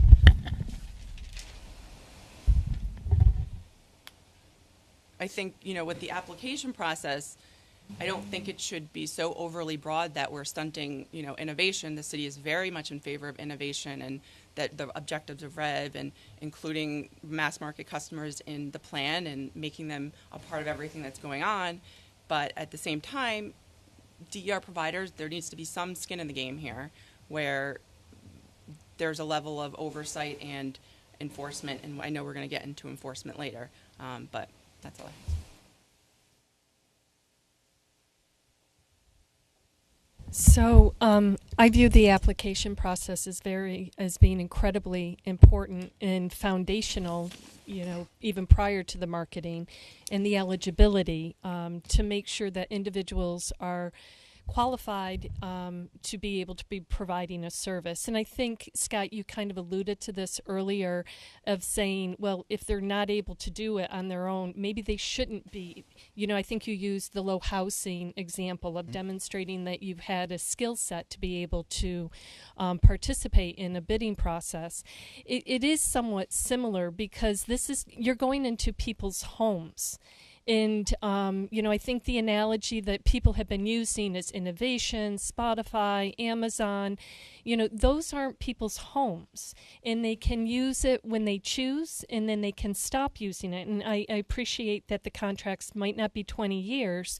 But I almost think a better analogy might be cars. I know nothing about cars, but I drove back from Maine yesterday and my husband told me about every single one that went by and the features. And some people are really into those features, and perhaps there are comparable features in the future. And I don't want to squash that. But at the same time, you're entering into people's homes where it could be a longer-term contract, maybe the length of a car loan, but in some instances longer. In the New York Sun instance, they are longer obligations. So I think the application process is foundational, and the eligibility that they actually are, you evaluate the application to determine if they are, in fact, eligible to serve in New York. You did ask, Scott, about whether or not if someone had a criminal record or not. Those are tough questions that I have a tough time. I certainly worry about people who might have a criminal record going, I would prefer not to have door-to-door sales, but the more close they are to consumers, the more risk there might be. So I'm sure there's some other industry that we could look at that could help guide to provide insight on what's the right balance. Certainly, it would seem to me the officers would be appropriate. The one last thing I think is important to say, and people have said this a few times today, is like over-regulation. We would be over-regulating at the onset. It's my understanding that the cable industry was heavily regulated initially, and then it evolved. It actually did become less, and it's now less regulated. We'll take it upon ourselves over the next week to look into those regulations in the history to help inform this discussion, but I think that could be helpful because if that is the case, there's certainly an area where innovation has proceeded and regulation has backed down. Cameron, your comments keep banging around in my head. And I think about these two folks in a garage somewhere and how we want them, and I'm being very serious, we want to invite them into New York State. Even if their garage isn't in New York State, we want the benefit of what's going on in New York State. And I'm wondering, without really knowing, whether that kind of activity, that kind of data analysis is something that would be, where there'd be direct interaction with the end-use customer, or whether or not there's going to be interaction with the utility, there's going to be interaction with the DER provider. that innovation will come up there in that regard. And we all know that Apple started in a garage, but the early products were very limited and weren't mass marketed. But when they were mass marketed, there was a whole range of consumer protection regulation and business regulation that was applicable to them. So I'm not at all diminishing the importance of your point. I'm just suggesting, at least for myself, that I really want to understand the distinctions and the differentiations in situations. I'm not sure I can give you a complete answer to that question, but I will just offer, again, an informal poll of my brain without preparation. I can't think of more than one or two innovative software companies that have been able to forge partnerships with utilities over the last 15 years. Put aside utilities. Well, but you just suggested. I mean, in fairness, I said who their customer would be, not. But take. And then maybe I misheard you up. because I heard in your comments Early a linkage on, between a partnership with the utility. No, I did early on, or with the DER provider. I'm now going to distinguish, maybe clearer, between two thoughts. One is to say there might be a requirement for a certain amount of capitalization, for example, and a startup company say, I don't have that capitalization. I can't even pay the application fee. So I'm being blocked out of this market. And I'm raising the question, I don't have the answer, as to whether or not that's a situation we really need to be concerned with, not because, excuse me, that small company can or can't form a partnership in order to meet the criteria, but because their customer is not going to be an end-use consumer, their initial customer. As they think of and develop that software, they may not be going to the utility because utilities, we know, can be slow to move and adopt. Sarah won't endorse. So I think this comes into the category of some of the distinctions that you and others have called out, which there is very likely should be a great distinction between who the customer is. Commercial industrial customers different than residential customers.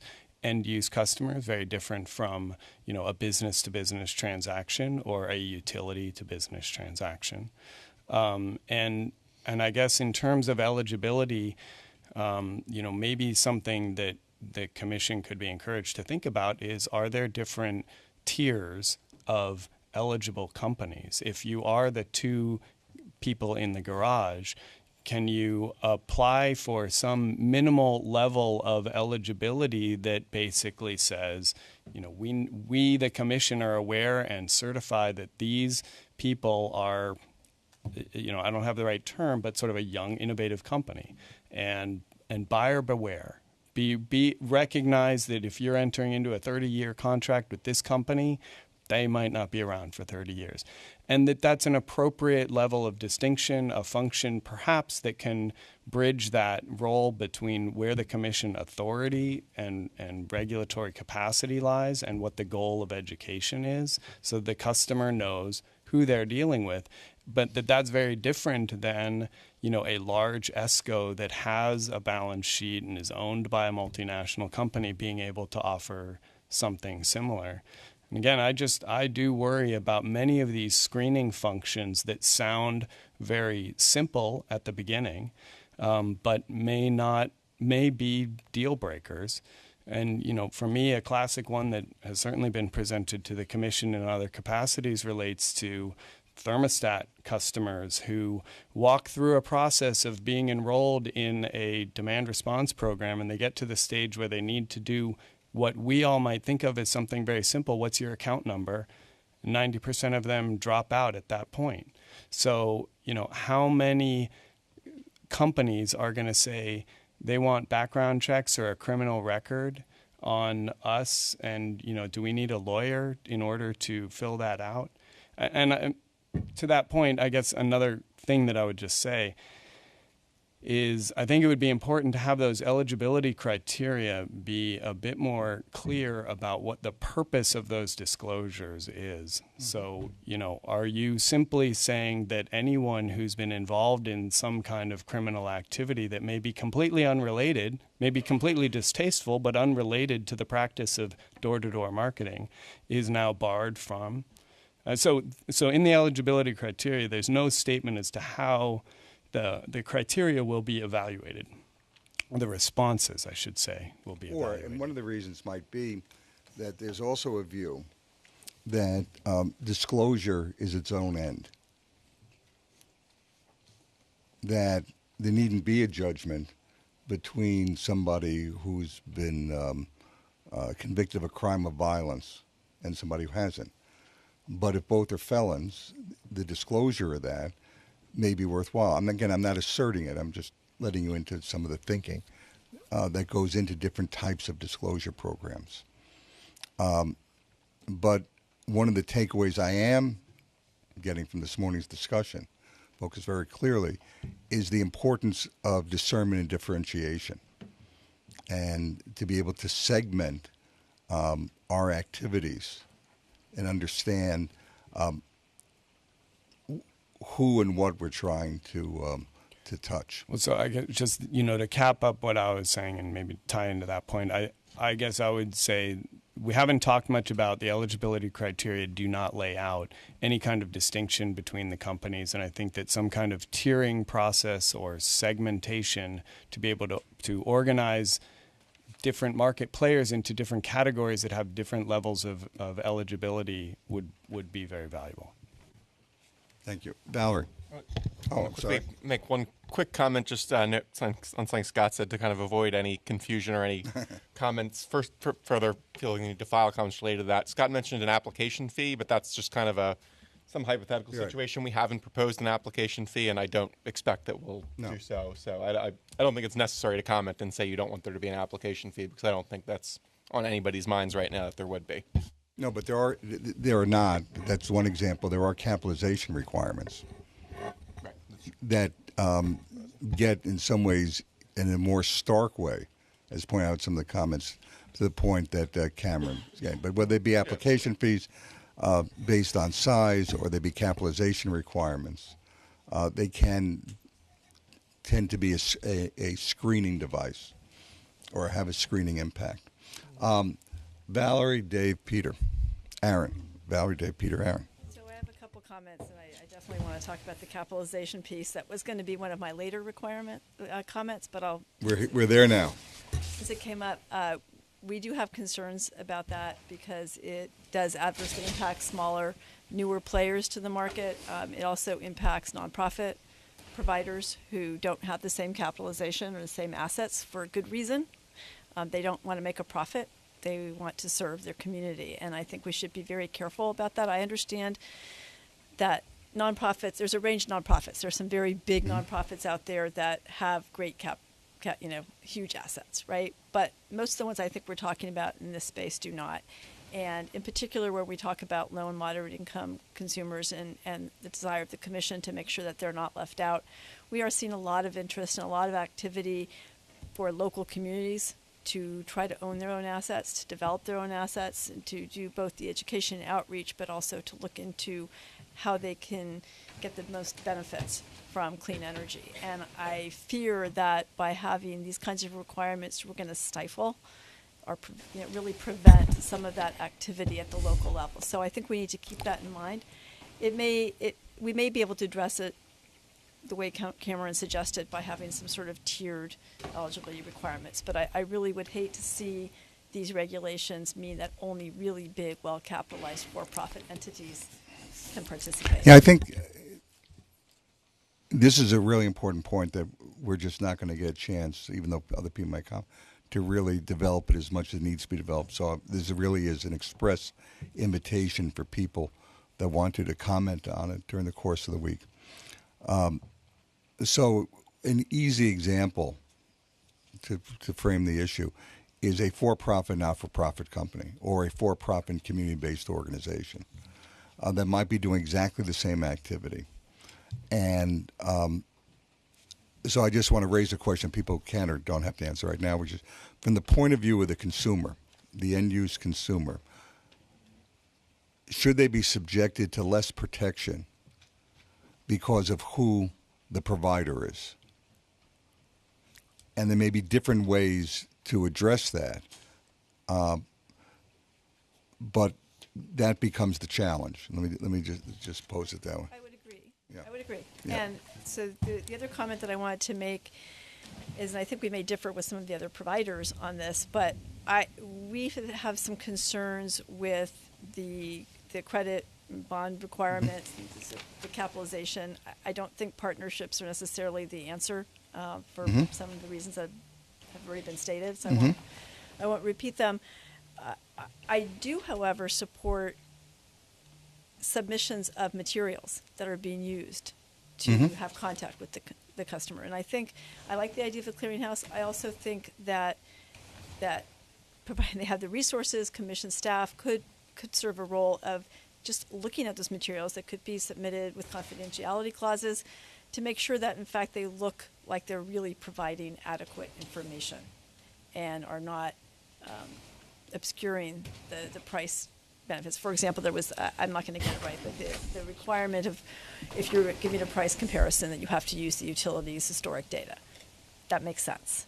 So provisions where you, before you get to the point of having to just deal with complaints, but actually make sure that some of the marketing materials are So appropriate. that idea, in my mind, is captured as a topic under D in the morning session, which we present as contract terms versus standard disclosures. And again, just to oversimplify, at the risk of oversimplifying the question, can standard disclosures, whatever they may be, consumer rights, standard disclosures of comparison, so that what is being compared is standardized, does that eliminate the need for review of specific documents if we know that the terms are supposed to be there? I'm not sure it completely does. Okay. Because I think it's appropriate to have standard disclosures, but again, going to the point of innovation, you don't want standard contracts. You don't want, you need to That's allow right. a lot of room. Well, that's why standard disclosures rather than contract terms. And the standard disclosure is you have a right to do the following. You're entitled to the following. The rest of the contract, because every product is going to be different, a generation of a product may be different. And I don't know, but I doubt that anybody in this building wants to be having to take a look at every single new variation of something that comes up. And I think the products, and I think the other issue is that, as I think people have made comments, at least in writing, if not verbally, that you may have a standard contract for your product, but when you enter into negotiations with the clients that you're serving, none of them are going to end up being standard. You're going to be writing them on a specific basis. Yeah, if you want a personal basis, I'm all for standardized disclosures, which summarize rights. Okay, Dave, Peter, Aaron.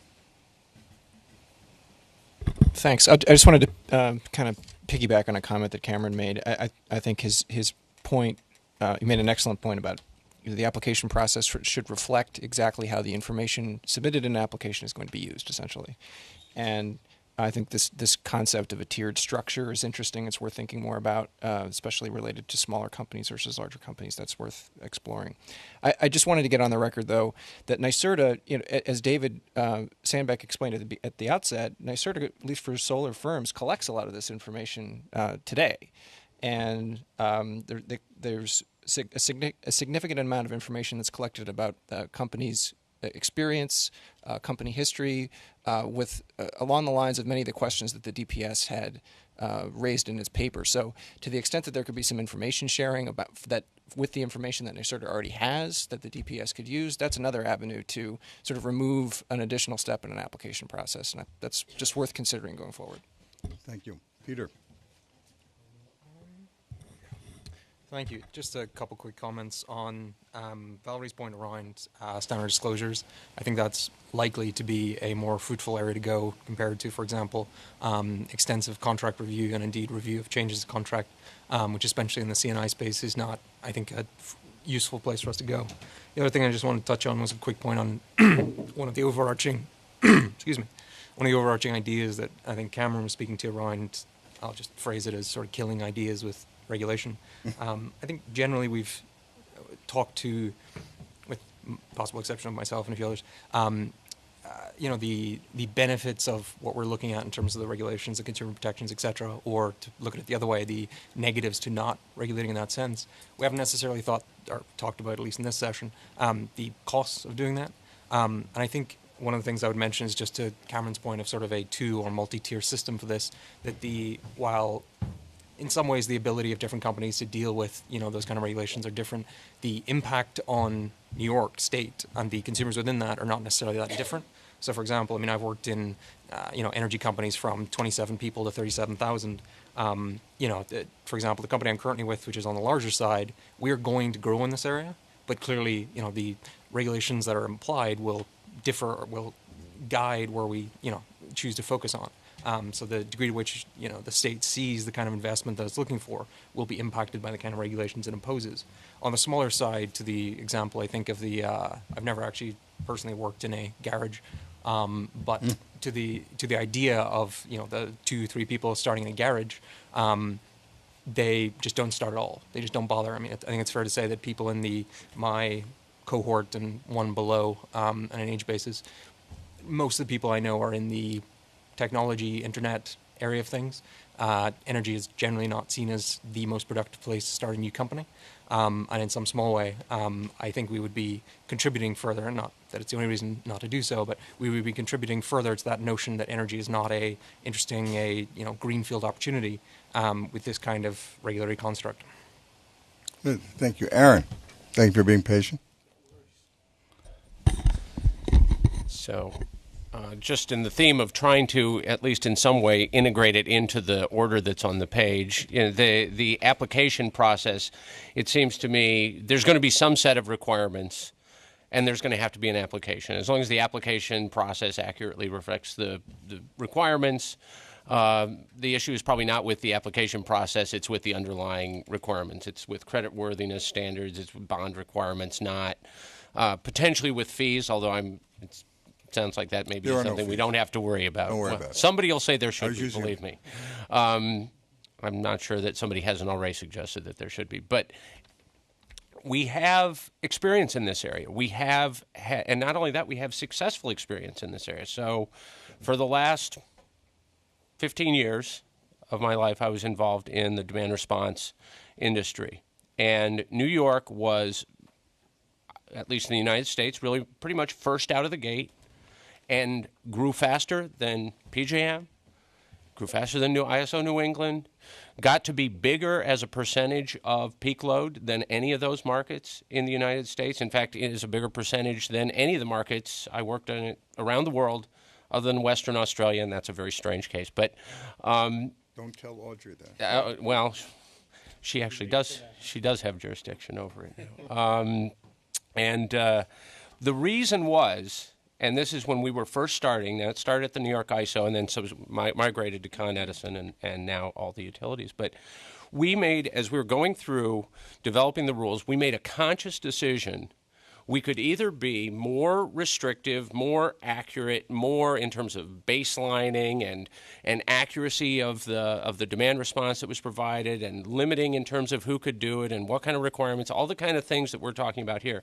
And in every one of those instances, there was a conscious decision to err on the side of being, I'll say, more lenient, more progressive, less restrictive. Who's the we? So the we it's New York, so there's not a clear answer, but it was in the first instance the New York ISO, but the New York ISO, as you know, does not operate in a vacuum, and so the commission had involvement, if not, jurisdiction over it necessarily. Clearly no jurisdiction. Well, I don't know. Some people have suggested that we should expand the requirements here to that, but at any rate, so we made that decision, and the result was, I think, what you saw. So one of the very first jobs I had was representing a coalition. There was at one point 40 different demand response providers of different sizes.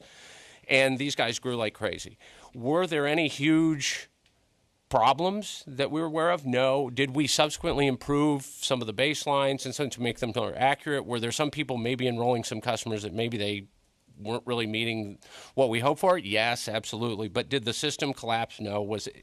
It wasn't a huge problem. And we developed an industry. Yeah, but I want to draw out a distinction I think is important.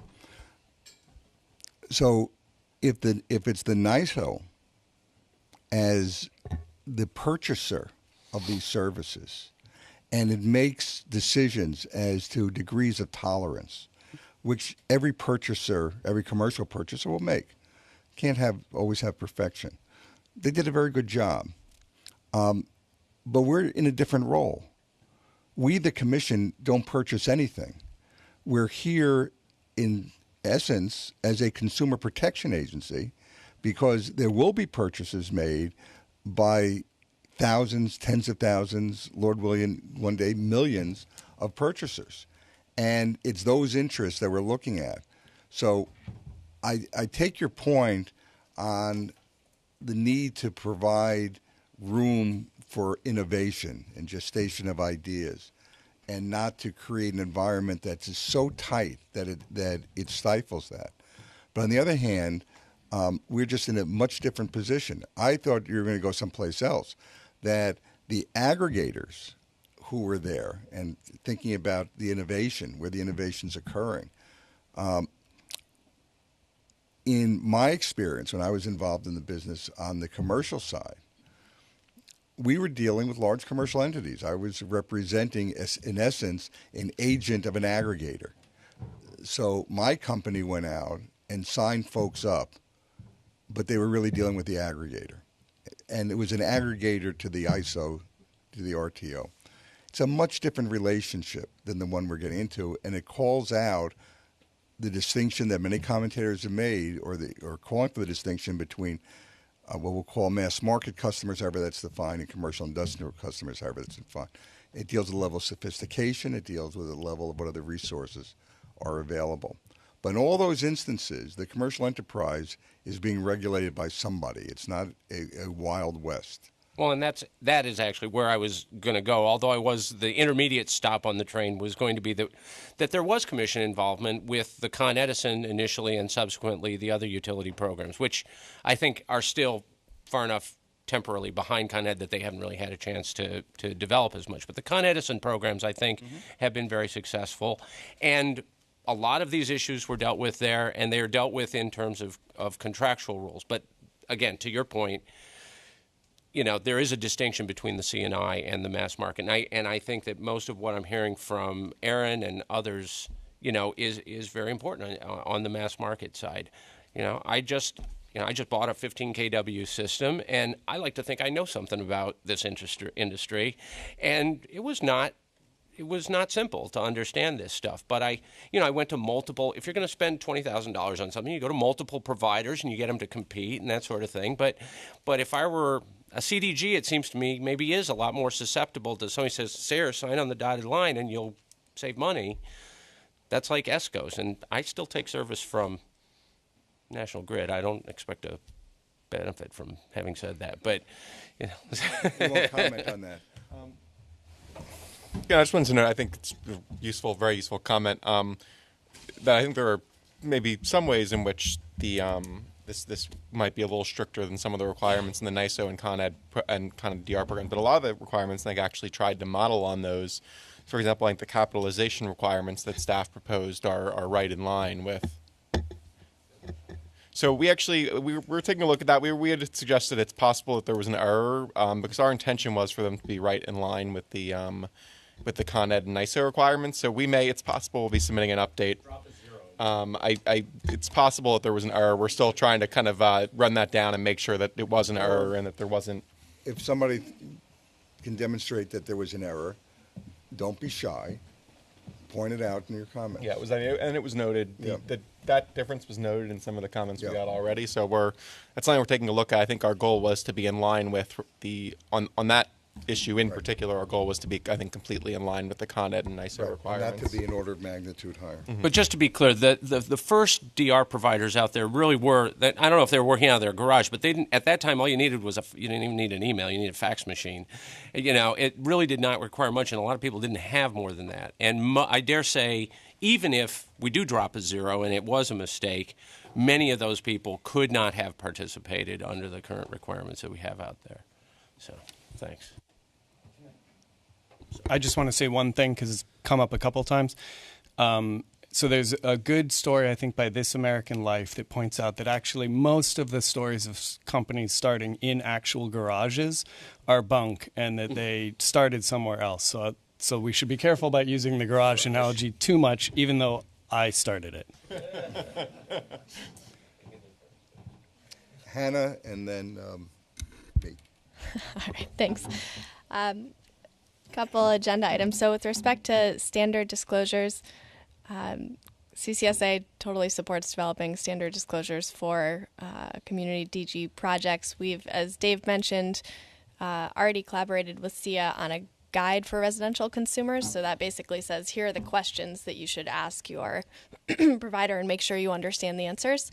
And then we're now launching an effort with SIA to actually go further and look at that standard disclosure form as they've done for the residential market. So totally supportive of that. And then with respect to, that the application requirements, I think, and as we think about capitalization requirements, it looks like we'll get into this more this afternoon, but I just want to make sure we look at the barriers that are inherent in the business model, right? So, like you said, early ESCOs could be two guys in a garage, right? Like for CDG, you have to actually, finance and construct a solar project, and that is not easy and not cheap.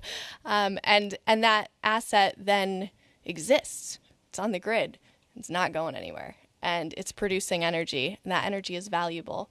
So as long as we have the constructs in place to ensure that that value continues to be conveyed to the customer, which it will, because the only way that the money gets back to the investors is if the customer pays. So the circle is sort of there and is set up to ensure good behavior by all participants. I'll save my waterfall question for this afternoon. It's 1:45, and I want to try to maximize the time that's available for question comments by observers. So to the extent that we can focus in on this morning's discussion, let me first turn to the couple dozen people that are in the room with us and ask if anybody would like to offer a comment on this morning's conversation. Okay, seeing none, gone. We'll now open it up first to the remote viewing sites, and then we'll see if we got any questions in on email. So, for whoever it was I so aggressively cut off before, now's your time. Okay, again, this is Paul Lavoie from Solar Liberty Energy Systems. Can everybody hear me clearly? Yes, thank you. Okay, good. I wanted to make a comment about the nature of the market in the solar area. And I think that the primary characteristic of the solar market presently is that it's extremely cost competitive. Our customers often are creating bidding war type of situations between us and many of the other installers. They're being courted by multiple installers, and there is, and as a result, even if there might be a small number of complaints, it's our understanding that in those circumstances, the complaints are likely to be rather minor, and there would be a very good chance that the product that they received or the service that they received would not be way out of line with something that would be an advantage or favorable to the customer. In terms of contracting, there is a need. Again, when we talk about innovation, one of the main innovations is product placement. Although and in the solar industry, this is very important. If you're just basically selling electricity, being the most fungible commodity out there, there's less of a need for that in the CDG market. But if it's the solar market, there is still a lot, important to posture our product, and each of those, how a company goes about doing that gives customers valid options. There are those that might have a bare bones product that doesn't, for example, offer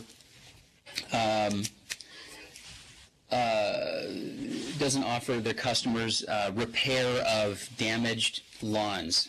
And if the customer is aware that they're going to have to maybe put down some topsoil or whatever, there might be others that offer to a rough grade type thing, and then there's others that will restore any damage fully. And these provide different price points and give customers options. And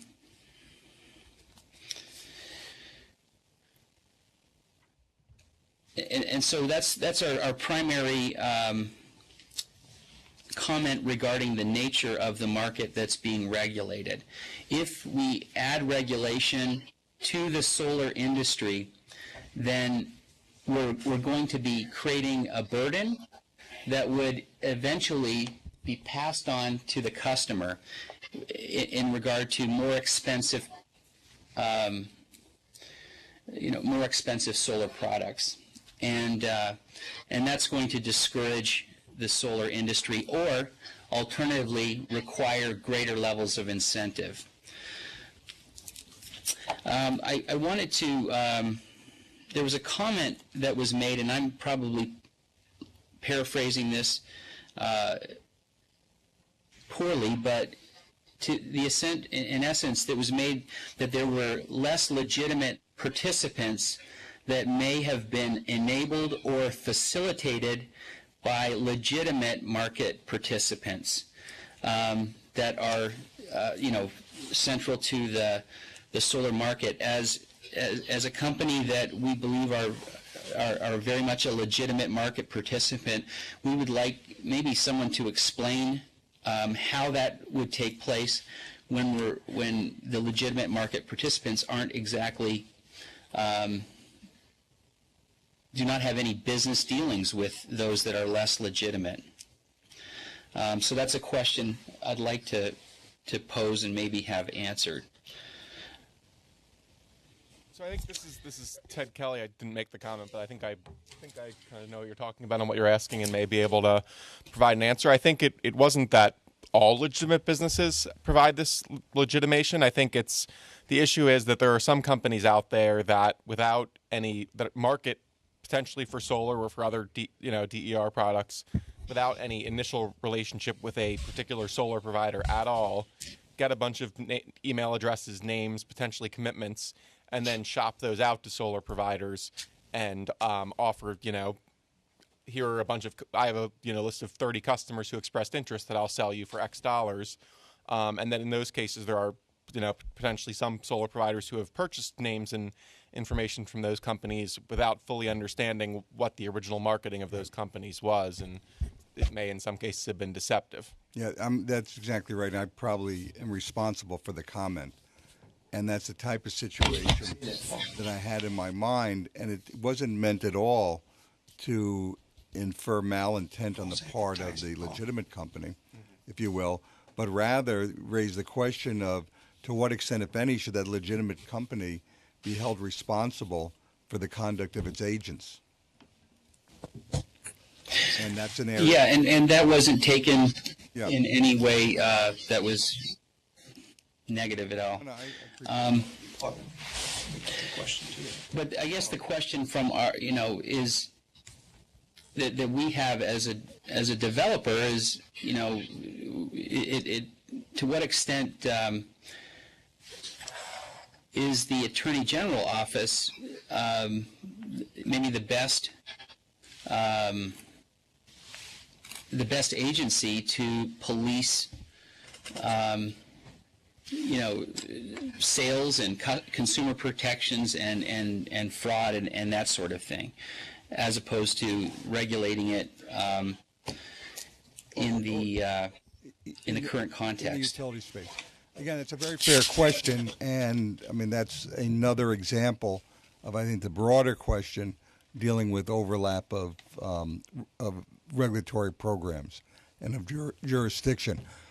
So I thank you for raising that. Before we break for lunch, I want to acknowledge two questions that were kind of related that came in from somebody who's watching through the web.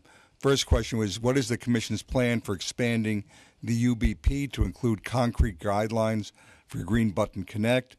And the second question is, what's the Commission's plan for expanding UBP to include home area networks and broad area networks, smart meter provisioning? So, without wanting to be facetious at all, I won't even speculate what the Commission's plan for the future is. The Commission has included a requirement for Green Button Connect to be included within the utility plans.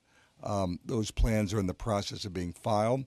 The Commission has also required certain reporting information and planning activity around the provision of smart metering. This raises a very interesting question because of the distinction in most cases between a utility-provided smart meter and companies that might provide home area network and the competition that will occur there.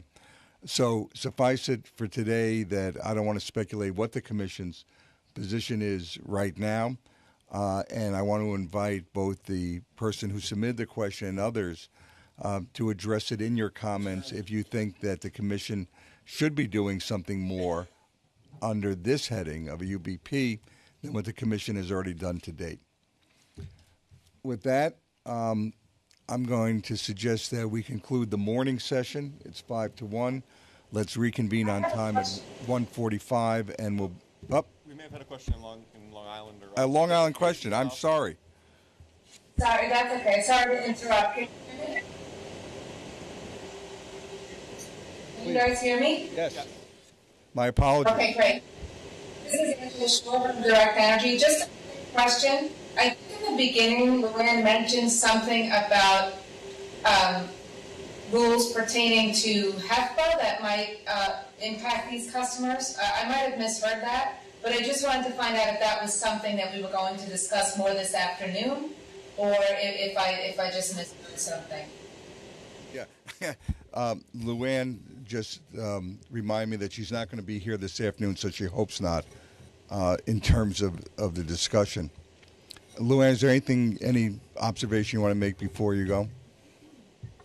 Nope, I don't think so. Okay. There is. I'll just note that in the initial staff proposal, the one from, what was that, December 2015? No, July 2015.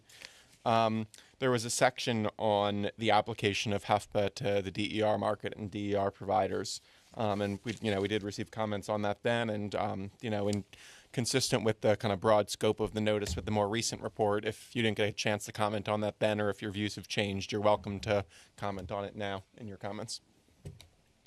Thank you, and I apologize again for not asking if there are any further questions.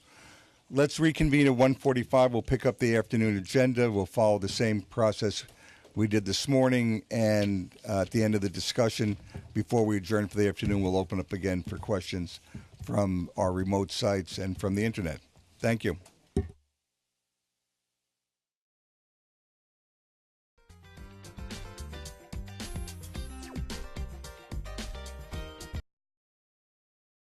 The webcast.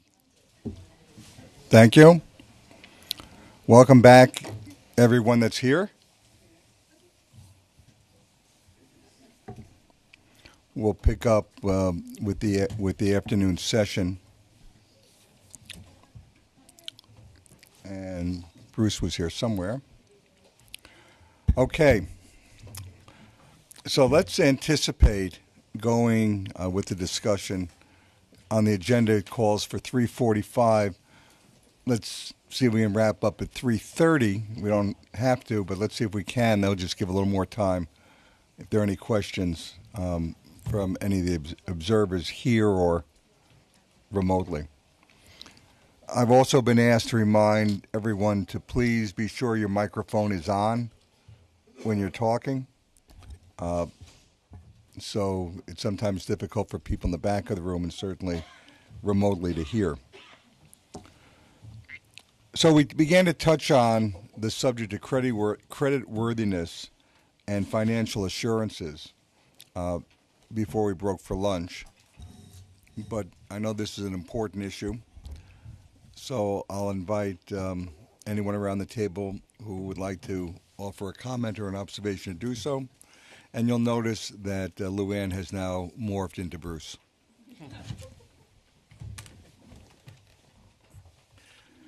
Amanda. I have more of a question to all the DER Good. provider-related parties around the table. In looking at DER oversight and imposing some type of regulation on DER providers, is the credit worthiness / capitalization aspect the primary concern for everyone? I'm trying to look at, okay, what does regulation mean? What are all the aspects of it? And, do folks have an issue with having a marketing standard, or are we really focusing on this creditworthiness capitalization issue?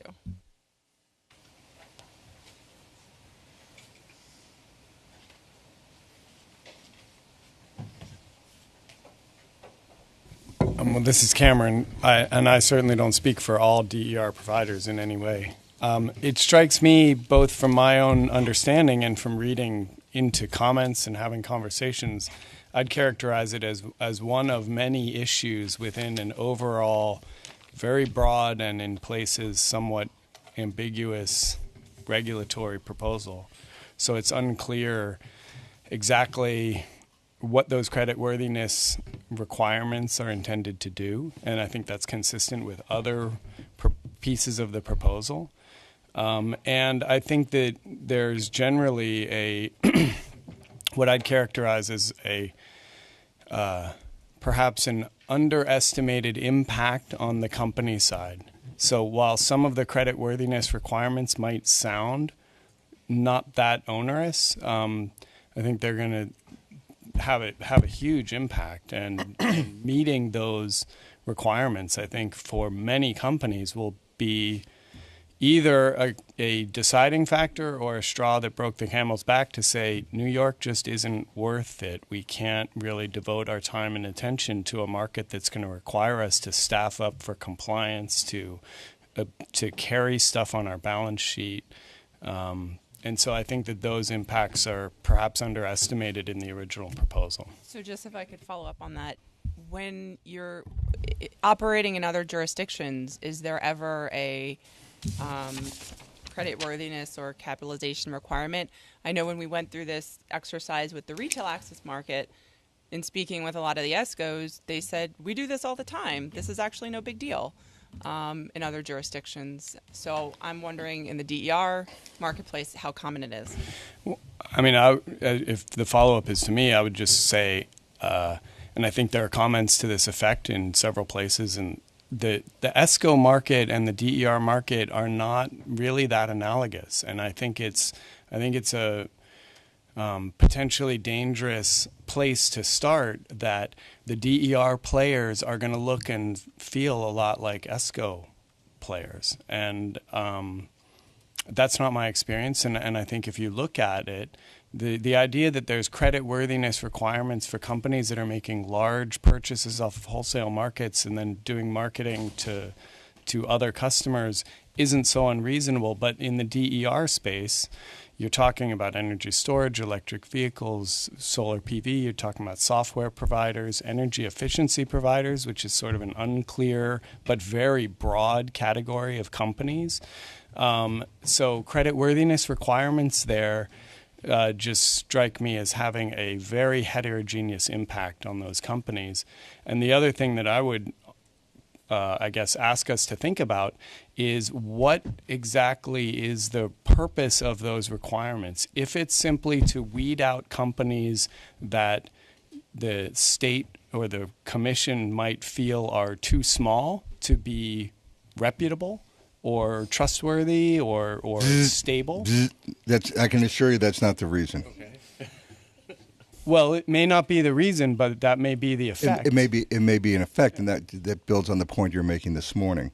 And so then the follow-on question is, so then what exactly is the potential harm that is being covered by the creditworthiness requirements? And I'm not sure that that's clear to me.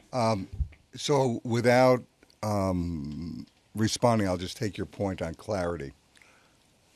And I was waiting for Hannah to get back. No. Because it really has to do in the situation with the CDG provider. But also some of the other comments said, why are we being required to do this? We already have to post this large financial assurance with the NISO in order to operate in that marketplace. Shouldn't that be sufficient? And for the purposes of today, it's only for the purpose of today, I'll say, I don't know. Getting back to what the purpose is. And if we assume that an underlying purpose is to make sure that a company has the financial wherewithal to carry out the obligations that they have assumed, isn't that enough? And that doesn't mean that this is the right way to get at it. And Hannah, to your point, the reason I was waiting for you is earlier this morning, I took one of your comments to assert the point and say a CDG operation by definition acquires a lot of capital expenditure, which is going to be anchored to the ground. And even if the operator goes away, that's still going to be there. And that's an interesting point. And I just want to invite people to develop it a little more. Because under one scenario, somebody might say, well, the investors, the underwriters, the financial people are going to make sure that machine keeps operating and doing what it's doing. On the other hand, again, from the perspective of the customer, we're not always sure. And how can we provide comfort to the customer? And not to the investor who's taking some degree of risk, but to the customer that, in fact, that machine will keep going. One way, and it's fair discussion as to whether it's the most effective way, is to make sure that there's enough money sitting somewhere that that machine will keep going and somebody can be brought in to operate the machine. So I wanted to frame that question. I wanted to do it while you were here. I thank you for your comment. Peter, Michael, Zach. Thank you. Just a couple quick points. On the question posed around, I think it's fair to characterize it as, is the creditworthiness and assurance of financial capability the bulk of the issue that a DER provider like ourselves would have with these regulations? My answer from Direct Energy's perspective would be no. I don't necessarily. I mean, in part, my answer to that would be because I at least got the feeling from this morning that there might be a revision coming to that. You never know. Okay.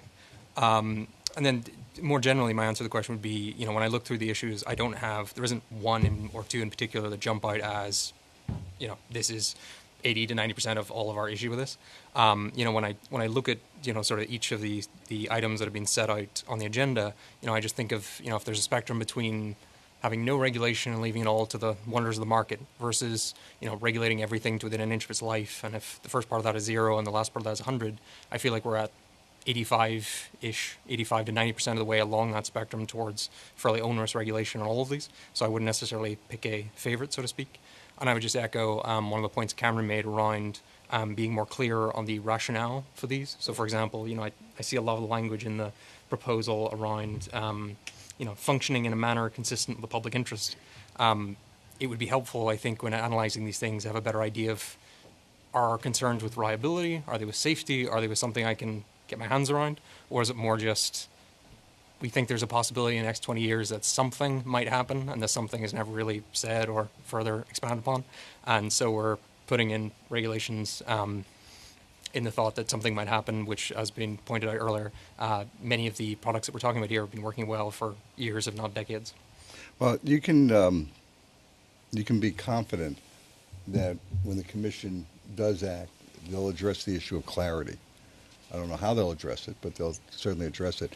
So I want to invite you and anybody else, if in your scale, New York's now at 85%, which is, that's your interpretation, and I take it would be less than ideal, I invite you to offer an example of the jurisdictions that create a better balance. And that way we can take a look at them as a reference point from your perspective. Okay, Michael. To answer the question, I would say the credit requirements are a factor, definitely. Those are one of the things that popped up to us when looking and addressing our comments. But it sounds like there may have, at least on one of them, been an extra zero possibly added. So I guess I'll kind of wait to see how that... We're just checking to see if anybody... We're just checking, okay. To see if anybody's paying attention. Okay. Well, I ran some numbers, and yeah. And the other thing, I guess, just from the, we are an ESCO, but we are also a developer of CDG projects. And, in looking at that, one issue that we were kind of, the context that we were thinking of it is that pretty much each project is going to be in its own special purpose entity anyways. And so are we looking at the credit requirements on the company that's backing it, on the parent company, the controlling company, or are we looking at the credit worthiness of the special purpose entity? So those are just some other kind of things, because I think those are very important clarifications that need to be kind of finalized. Bruce, did you want to say? No. Okay. Zach. Yeah, I would follow up on some of what you said. We've been talking about segmentation, and it kind of depends. For the credit requirements, it's more of a concern to the smaller companies that don't have those assets, those nonprofits, and creating a barrier for them to enter the market is a big concern. And it's going to come down. We do think it's important to distinguish between C&I and mass market. And we think it's also important to establish, like Scott was saying, we need some clarity on what exactly the problem is.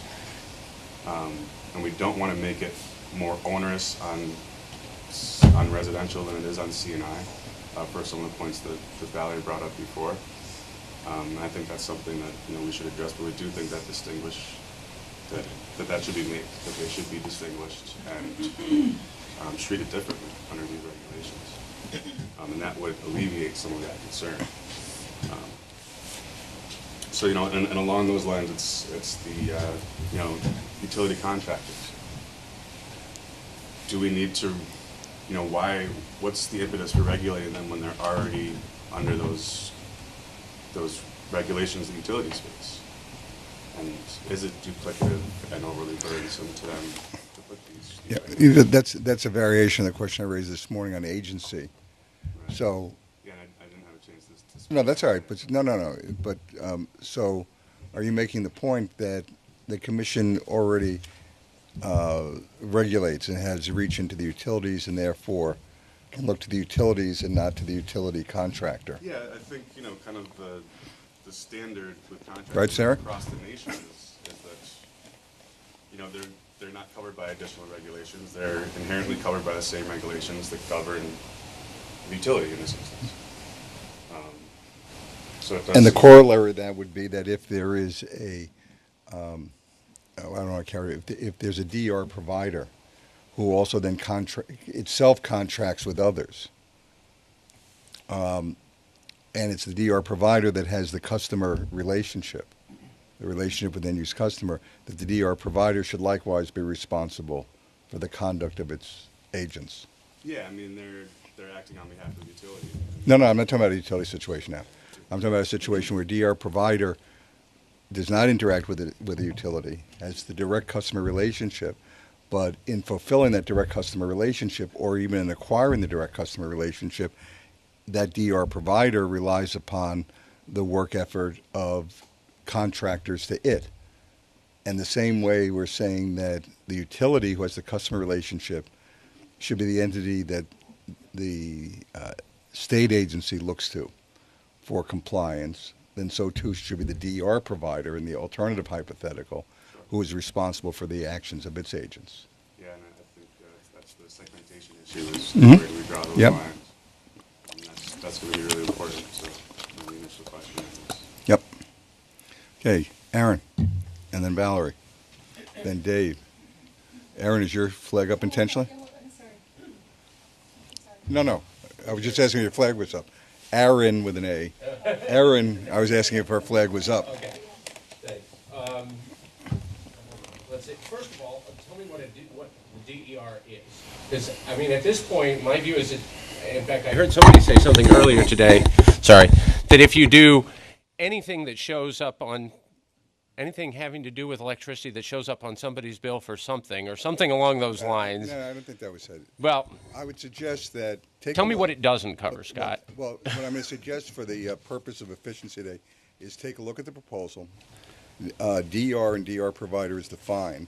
If you think that definition would benefit from some further amendments, please propose it. Okay. The way I read it is it applies to just about everybody that has been involved in these discussions. Everything from Green Button Connect providers to potentially thermostat providers to demand response firms. It's all across the board. It seems to be the one, in fact, I think we said the primary supporting evidence for why we should do this is that it would at least be clear. It affects everybody, right? I say that somewhat tongue-in-cheek, but only somewhat. So what level of whether creditworthiness requirements is the principal barrier, or whether it's potentially have every significant change to your marketing materials reviewed by and approved by people at the Public Service Commission, will be have different impacts depending on what kind of company you are, right? So, for an Enernoc, for example, and I used to work there, that like the creditworthiness is probably not an issue. It's probably more things like the marketing materials. Like that would be a huge disincentive. I think it'll be a huge disincentive for everybody. For others, smaller firms, it'll be those tiny requirements. I'll tell you, it seemed like, and it's not clear, it sounds like there's a difference of, what the number for creditworthiness that staff proposed is. But clearly, some of the parties have proposed, they basically said that not only does it need to be protective of customers, I'm not sure what exactly that means, but presumably it means keeping some of the bad actors or fly-by-night people out. No, not necessarily. Well, let me just... Necessarily. But no. If you're going to raise something, let's be clear on it. Okay. Being protective of customers also means to give them recourse in the event there's non-performance. Well, that's what I was going to say. If what it means is that I'm going to provide 100 megawatts of DER service in Con Edison, and there needs to be enough money set aside so that if I fail to provide that 100 megawatts of DER, that we can install within some very short period of time, right, because we're not going to know until it might be fairly late into the game, 100 megawatts of, I don't know what, truck-mounted DG machines or something else that presumably is more expensive than the DER. Otherwise, why wouldn't we have done that in the first place? Like that, if that's what we're going to do, then we might as well just stop I thought now. you were going to segment someplace else. We just take that hypothetical, but let's forget about the actions. Let's just assume that there's a breach. Okay. A DER provider has contracted to a utility to do something, and it fails to do it. Who's the harmed party? Querying what's the role of the state. Take it the other way. The DER provider also enters into a contract with an end user that it's going to then aggregate. And the end user is entitled to some benefit for entering into that contract. And the DER provider who's in the middle of this transaction, for whatever reason, just to create the hypothetical, ceases to have the financial wherewithal to do business. Now what happens to the customer who is expecting compensation for having delivered something? We don't have to answer it, but individually I'll take the point that what I've been calling segmentation, what Cameron's been talking about, is disclosing the purpose, the harm that's trying to be addressed, potential harm that's trying to be addressed, are fair points. And that's what I can tell you we'll be looking at to make sure, and I know the commissioners going to want this to make sure that whatever they adopt is a clear, articulated nexus between the potential harm and the remedy that's being imposed. That's fair enough, but it also needs to recommend or recognize, rather, and I think other people have noted this, like what is the risk? You know, and among the risks are they're not all going to go out of business at once, That's right? That's not the issue. But it should be part of it. No, because I really think you're confusing roles. So the issue of what's the risk and that every DR provider is going to go out of business is a very compelling argument if I was the NISO. But that's not the issue here. The issue is if I'm a customer and I enter into a contract with you that I'm going to take certain actions in anticipation of receiving compensation from you, that if you're not there and don't have the financial wherewithal to honor your piece of the contract, I'm harmed. And where do I go if not for you?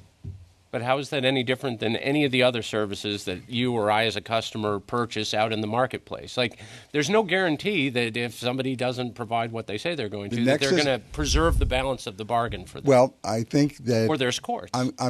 Yeah, but that's precisely what we're trying to avoid in appropriate circumstances. So I'm going to invite everybody to remember that we're dealing with not the purchase of bread or the repair of a car, which has its own protection, but we're dealing with the provision of electricity, and we're dealing with the opportunity of companies to enter into a marketplace, an expanded marketplace that's being created by the Commission. So the underlying question is, what responsibility of all does the Commission have to make sure that end-use customers receive the benefit of the bargain that they're acquainted to? Now, I think, if I take your comments, and I'm asking you so I don't misinterpret them, that your position is say, look, let the customer beware.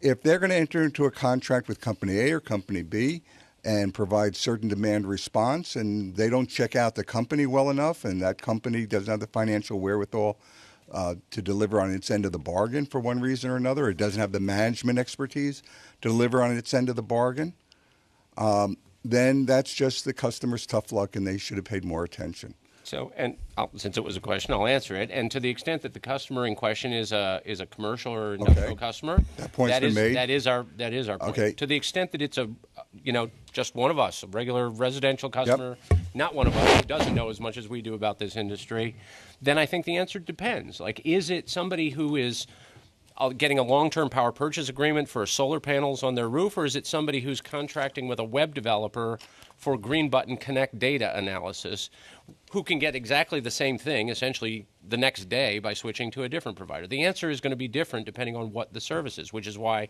I started with, what do we mean by DER? And also the nature of the harm. So again, I'll refer you to the proposal, and certainly invite your and anybody else's suggestions on amendments to the definitions that are in there. But to your point, it wasn't just the creditworthiness. It's also review of marketing materials. It's other things. Well, they're separated here for a reason. Yeah. And they're separated here for a reason because I think they call on different responses. Now, my personal, individual, non-illustrative opinion, it represents nothing other than how I feel at the moment, is it's insane to have any agency review marketing material, every piece of marketing material that goes out. Can we? But here's the bad news. I'm not a commissioner, and I'm only one staff person. And those of you who've been following the inner workings of the commission know that there has been more than one occasion where my view has not carried the day. So it's just my view. On the other hand, I feel very strongly that we should be able to say in excruciating detail what we want an agreement to disclose, whatever that is. Where do you go if you have a complaint? That's fairly common. What are your expectations? What kind of questions you might want to ask the person? A lot of things can be put into that. That's why I call standard disclosure language. And there are all sorts of standard approaches using with minimum typefaces and the like that make sure that you bring that to the attention of the customer. Rescission periods, all sorts of things that are now standard. So I certainly agree that each one of the elements of a DER oversight regime needs to be thought about on its own. as well as how it fits into an overall scheme. So that in some cases, a commercial industrial customer may have a level of sophistication that's different than an individual end-use customer. There is a point of view that says that a CCA acting on behalf of a community has the capability to have greater resources and a level of knowledge that would exceed any one member. So that's something that needs to be taken into consideration. I really want to get to Valerie. Thank you. I think I'm glad I came after Aaron because it raises some other questions and comments.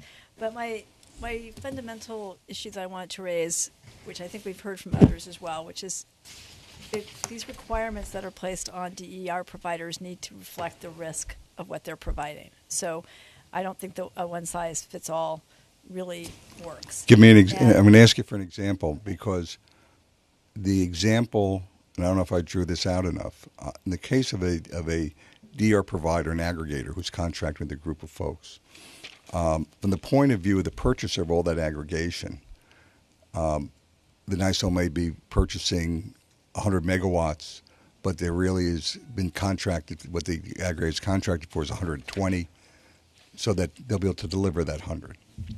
From the point of view of the single customer, it's binary. Either they get paid or they don't get paid.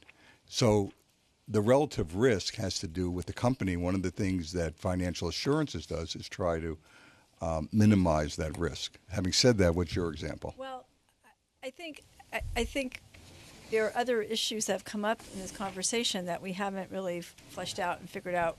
Great. And it's leaving me a little confused. Good. Well, not good you're confused, but good that you're calling them out. A couple things. One is showing you're capitalized, having credit requirements. That shows you're a certain size, or that you have backers that are willing to put up some money. Or it shows that you have the financial capability to deliver on your promise. Maybe, but I guess two things. One, I'm not sure that that's true because there are some very well capitalized or seemingly well capitalized companies that have gone belly up quite rapidly without anyone realizing. People signing contracts up to the last moment and then they're gone. So I'm not sure that always provides that certainty. Then I also sort of heard a compare and contrast of, what do you want to do? Let buyer beware, let them go to the courts. Well, showing that you have that capitalization doesn't, if you fail on your promises, wouldn't the consumer still have to go to court or something to get that money back? I mean, that doesn't necessarily make good for the consumer. No, but what it can do, there are two alternatives, two variations of that, one of which was implicit, both of which were implicit. One is, and I'm not suggesting we go there, but one of the slopes is you go from capitalization to performance bonds or other means to assure performance, not just capitalization. The second is, if the commission has jurisdiction, the commission could initiate an enforcement action or a recovery action on behalf of all affected consumers and not leaving each consumer to their own devices. Okay. Well, I think that those are important details that I think are left out. I also wanted to make sure I'm understanding correctly. Those credit requirements were written to apply to when you provide above a certain amount of KW to the DSP, which in this case would be the utility, correct? In that setting, that's what it would be. That's right.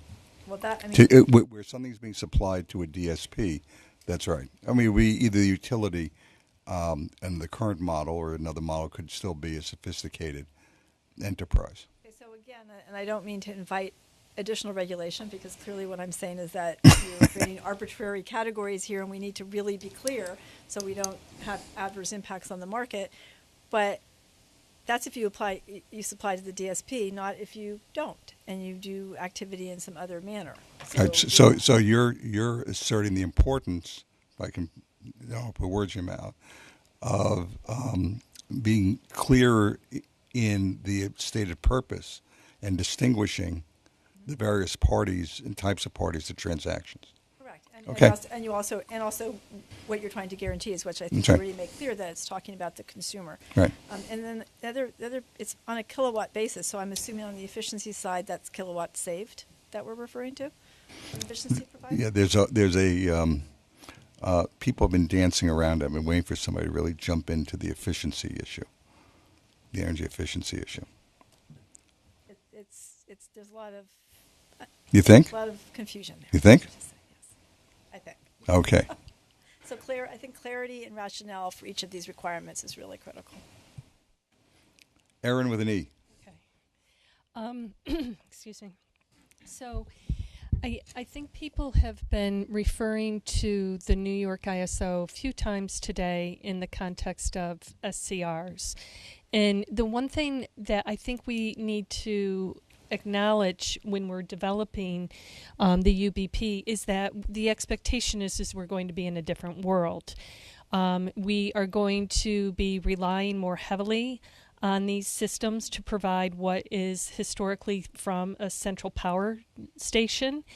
And while when I raised this during the value of D discussions, I equally have the same concerns about somebody who can change people's load, like a software provider that takes people's data and perhaps, turns up their thermostat on a hot day. And then even with energy efficiency, and, to Scott's point, certainly I want to make sure the customers get what they have paid for, but I think what could be a more costly effect if we do not make sure these systems perform and deliver for the time they're expected is that our planning is going to be incredibly challenging. I know the ISO and system operators, and I guess in the system planners, the utilities that are now the NERC registered planners, it's going to be a different world, and it's going to be a lot more challenging. And what happens when, for example, giving somebody a pass with maybe just a little software, regardless if it was a garage or an actual office, what happens if on an extended hot day, in the first couple of hot days, yeah, sure, people probably go along with doing things and letting the temperature get turned up. But on the fourth or fifth day, not so much. And I think my concern is those people who have the software, either it doesn't perform as expected, but then over the long term, they decide they don't want to be in that business. And what happens to the system planning? So I think it is a function of both on the customer side, but really on the reliability side, that when you folks are signing up to become a DER provider for an extended period of time, the large generators at the New York ISO, they don't just get to retire. They go through a reliability assessment to determine if they can exit the market. So I think if we need to really contemplate the market exiting. That's a very fair point, but it's probably the one area for people who are concerned that we're reaching too far that's beyond the scope of this. But we're getting, as we lose generation.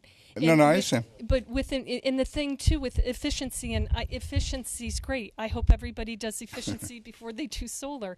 It's great, but in the long run, how do you measure it, and how do you guarantee it's there? I understand, but all I'm suggesting is the relationship between the DSP and its resources, I think, extends in many ways beyond the reach of this, and will go into the rules and the market rules and the market design of the DSP, which has not yet been done. And fair enough, Yeah. but I think this gentleman was questioning Sure. what is the rationale understand. behind it. That's the rationale. Is there's risk, to Valerie's point, that it's not just an individual customer, which could be a hardship, Right. but there's a broader risk to the system as a whole. No, that's very fair, and that again brings us full circle back to one of this morning's points, which is how is that risk best addressed? In other words, is that risk best addressed through, and this is a question, I don't have a conclusion, through DER oversight, as it's envisioned here, or is it better addressed through the rules and the relationship between the DSP and what it's going to require and how it contracts for those services? And, again, in the form of a question, is one of the things we're fleshing out of today is both the fact that this regulatory framework seems to have at its heart a consumer focus. Whether that consumer be a C&I customer or mass market customer, but it's a consumer focus as opposed to a system focus. And if that's the case, that's going to call out, I think, increased a need for increased activity in thinking about what those rules of engagement are. The same way that the ISO has its rules for the operation of that market, the distribution level market's going to have to develop its rules. Just add one quick comment on that as a follow-on. I agree that reliability can be a concern, but I think that is not a near term, that's a longer term issue. And so I think we can see lessons learned in the interim from, everybody's going to be collecting data. NYSERDA, the ISO, the PSC is going to be able to see how these resources are performing, and that's something that can certainly be looked at and should be looked at as we proceed with REV, but not necessarily a key regulatory issue now. And just because it'll be a distraction later on, I think, like, I assure you, there are DERs that are going to go out of business. But the good thing about it is, from a reliability perspective, is the customers who are actually the suppliers of the service, right, with the solar or the demand reduction or whatever, are still going to be there. So the fact that one of our hospitals is contracted with somebody and that somebody goes out of business doesn't mean that the hospital and its demand response or CHP capability still isn't there. And I think you acknowledged this before, we do have the law of large numbers when it comes to reliability. We're not going to lose them all at once. Right? Yeah, and again, this is not a reliability proceeding. This is not a reliability proceeding. And if we were sitting thinking about what should the market rules be, or what guidance are we going to impose on or offer to the DSP, that might be a very different conversation. But I take the point for those people who have made the comment that as the proposal talks about financial assurances and financial capabilities and capitalization, that a lot of those questions are being asked in other venues, for example, if they are a market participant of the NYSO. And in this proceeding, in an earlier roundtable involving ESCOs now well over a year ago, I raised the question, said, well, that's fine. That bond, that financial assurance that's posted with the NYSO gives the NYSO comfort that there'll be financial resources to see that the obligation is fulfilled. What does that do for the individual customer? The customer doesn't have access to those. So those are the issues we're trying to raise, and I want to assure everybody that today's discussion, I think, has really focused the need for precision of regulatory design. I see you. And Zach, are you up?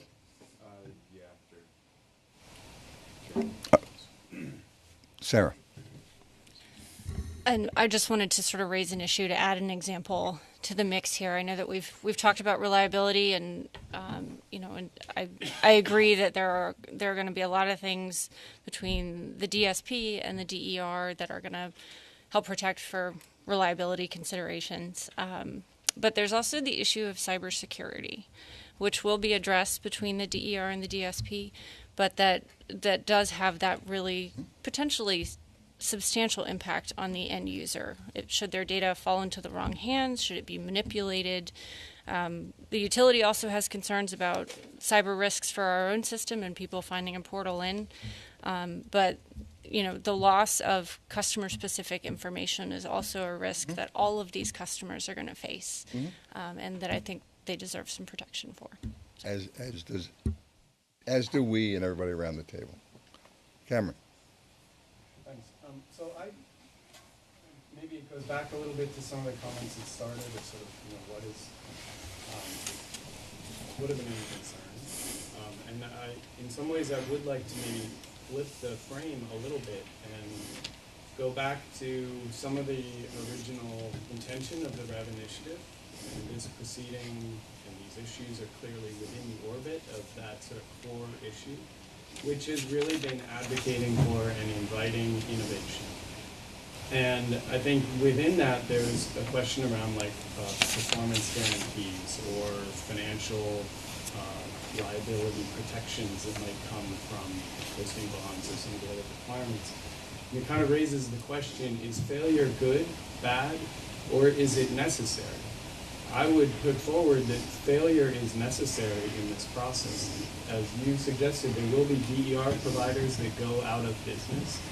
And I think that New York wants that. I think New York is inviting that. And if it's not, then it will not get innovation. You cannot get Okay, innovation. so fair enough. We want to embrace failure. Who should pay for it? Who should pay for the failure? Well, I think that's a good question I'd rephrase that a little bit. Not so much who should pay for the failure, because in many respects, the failure will be paid for by the benefit of the portfolio. No. Stop. Let me answer your question. Come on, you're better than that. Well, thank you. I appreciate the flattery, but I mean, if you look at an investment portfolio, and I think that's the appropriate frame. Not if you're an end-use customer. I'm going to invite you. Let me finish the sentence.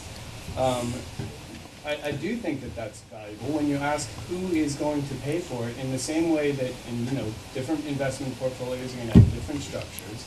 But let's say a venture capital portfolio is going to assume a 90% failure rate or some very, very high failure rate, and yet they will do enormously well. Wait. Yeah. And then I'll disclose our background. Then I'll disclose our mutual background. Fine, fair enough. But I think you speak about precision, and I think that's precisely what is not happening with the rules that have been put forward as they exist, is that there is no precision. It's a one-size-fits-all. Many of the commenters have suggested that. And I think with this question of risk, the answer to your question is you need to be able to segment the risk. And there may be some risks that have operational considerations that are critical. So if customers and DER portfolios are not performing for 3 days in a row because there's a heat wave, that presents an operational issue that needs to be addressed and needs to have some kind of firewalls created around it. But there also needs to be some areas within this where those firewalls don't prevent entrants from coming into the market. So to have a one-size sort of financial requirement, performance guarantee that systematically biases against the same innovators that you're trying to invite in, you will never get the innovation that you're looking for. And you lose the opportunity to actually look at what the real risks are and who they apply to. The same way that Aaron brings up the idea, if a company goes out of business, but the asset is still there and performing, what exactly is the harm? Is there harm? Would that harm have been prevented by having some kind of financial? Well, look. We all. Well, the answer to your first question is maybe no. The answer to your second question is yes. And so as not to leave lingering out, Cameron and I first met each other decades ago. And among the things I was doing then was serving on a committee, really an organization that was created by an act of Congress called the Commercialization Ventures Committee, and it really dealt with the question of the development of a federal investment portfolio in order to invest in emerging technologies. And the question is, who bore the risk? And that the idea was taxpayers would bear the risk of this enterprise. And that some things would fail and some things would succeed like any other investment portfolio. And it was a way for to socialize the cost of innovation. And it's consistent, as Cameron points out, with most investment portfolios. You win some, you lose some, and hopefully at the end of the day, you win a lot more than you lose. And that's the way to do it in the public. The difference here is that, and I take your point on segmentation, that there are going to be winners and there are going to be losers, and there are going to be things that work and things that don't work. What really grabs the commission's interest is it is creating a marketplace. It's creating the catalyst for commercial engagement, and therefore it feels like it has a responsibility to think about the end users. And we'll automatically say that there can be segmentation and differentiation between a commercial industrial customer, a utility as an end user, and Hannah as an individual homeowner or an individual resident. And however we want to allocate risks, we don't want Hannah to have to take any untold risk. It is not enough to say there's going to be some winners and some losers and too bad for Hannah. And I'm not suggesting anybody's saying that because I don't think anybody believes it. But I'll also take my own caution to be careful the language that we use. So what the commission is interested in, and whether or not this proposal has done it adequately remains to be seen, is to make sure that companies that come into the New York market who take advantage of the opportunities that are being created through the DSP, through the portals, through the construct of REV, recognize that there is an obligation to Hannah. Now, we want Hannah to have the benefit of all the innovation she can, and some of that may be small companies, some of that may be large companies, but we don't want to leave her stranded. And we want to be able to create the opportunity for redress that isn't stifling. That's the goal.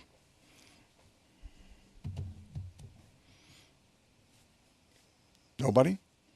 Cool. Still got a thing card up over there. I don't know. I did have my card. That's why. I looked right beyond you. Because I knew that you did say a lot of things that I was going to say. I think I'll just go quickly through this. I think you did hit a lot of points. I mean, there's multiple overlapping issues here. You don't have to repeat. The points are taken. It's important, to say that there's consensus at the table too. If I do agree with him, and I think it boils down to first determining that need for regulation and making sure that by looking at for the few customers who.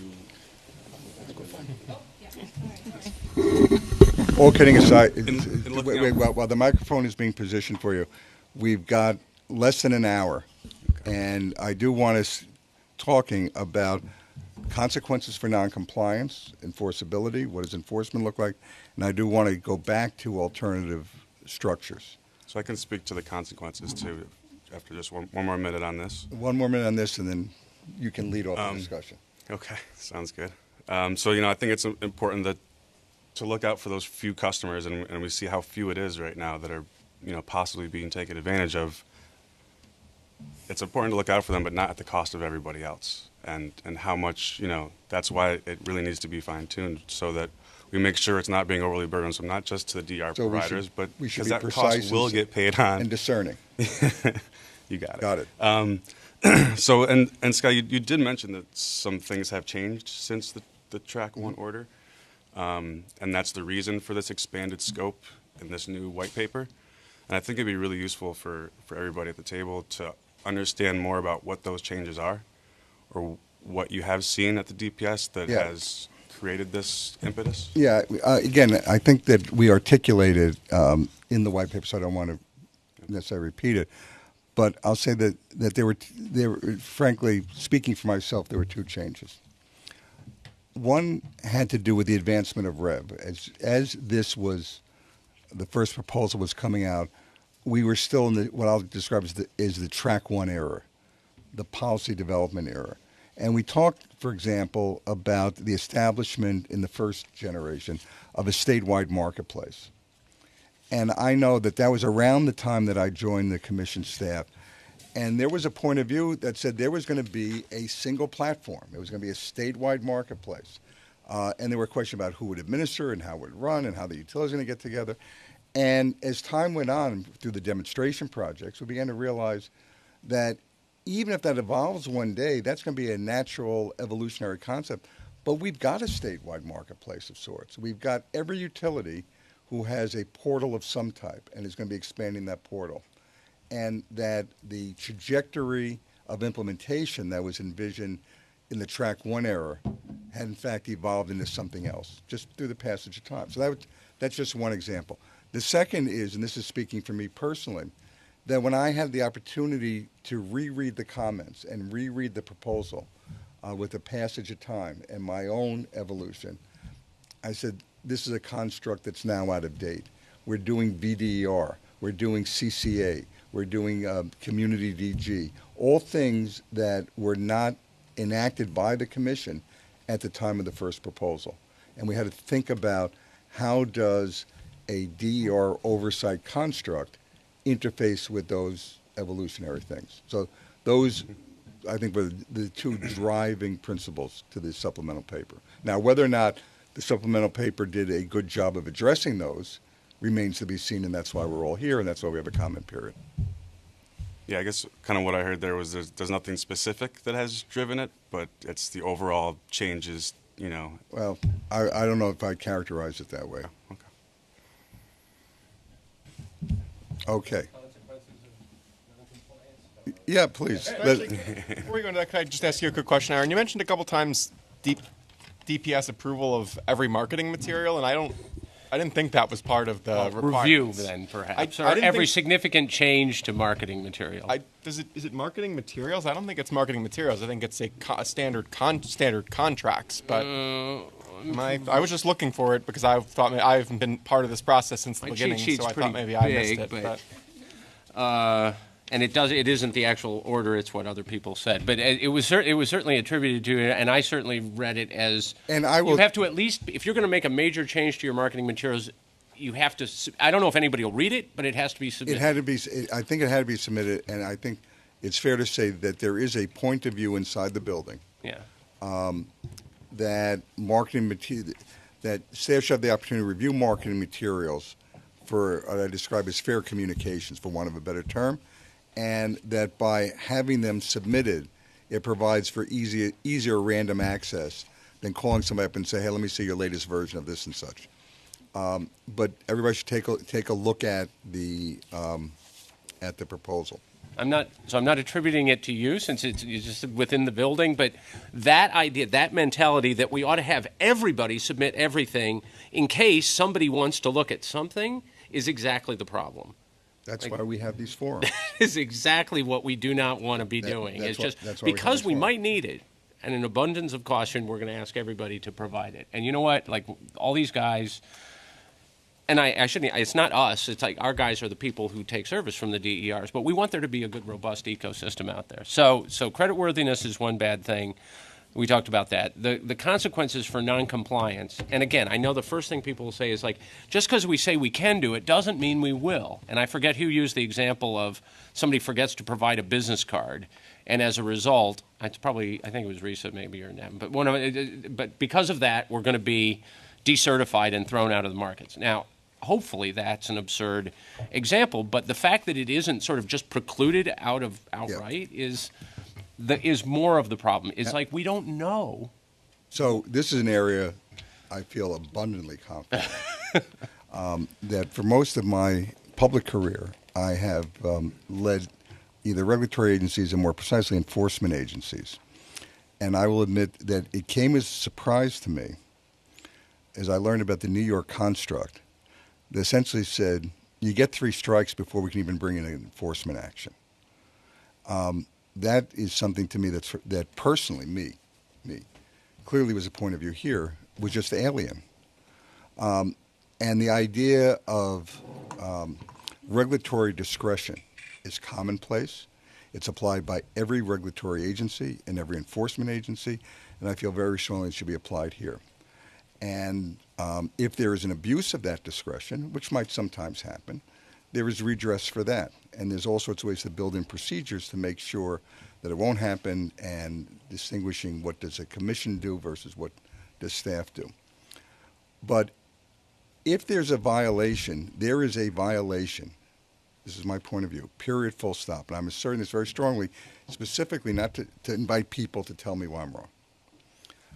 And we have received comments in the first round saying that's unfair, that's wrong, we should get opportunities. And to essentially violate the requirement before the commission can even decide if it wants to take an enforcement action. And there's a distinction between initiating enforcement action and the penalty that's imposed.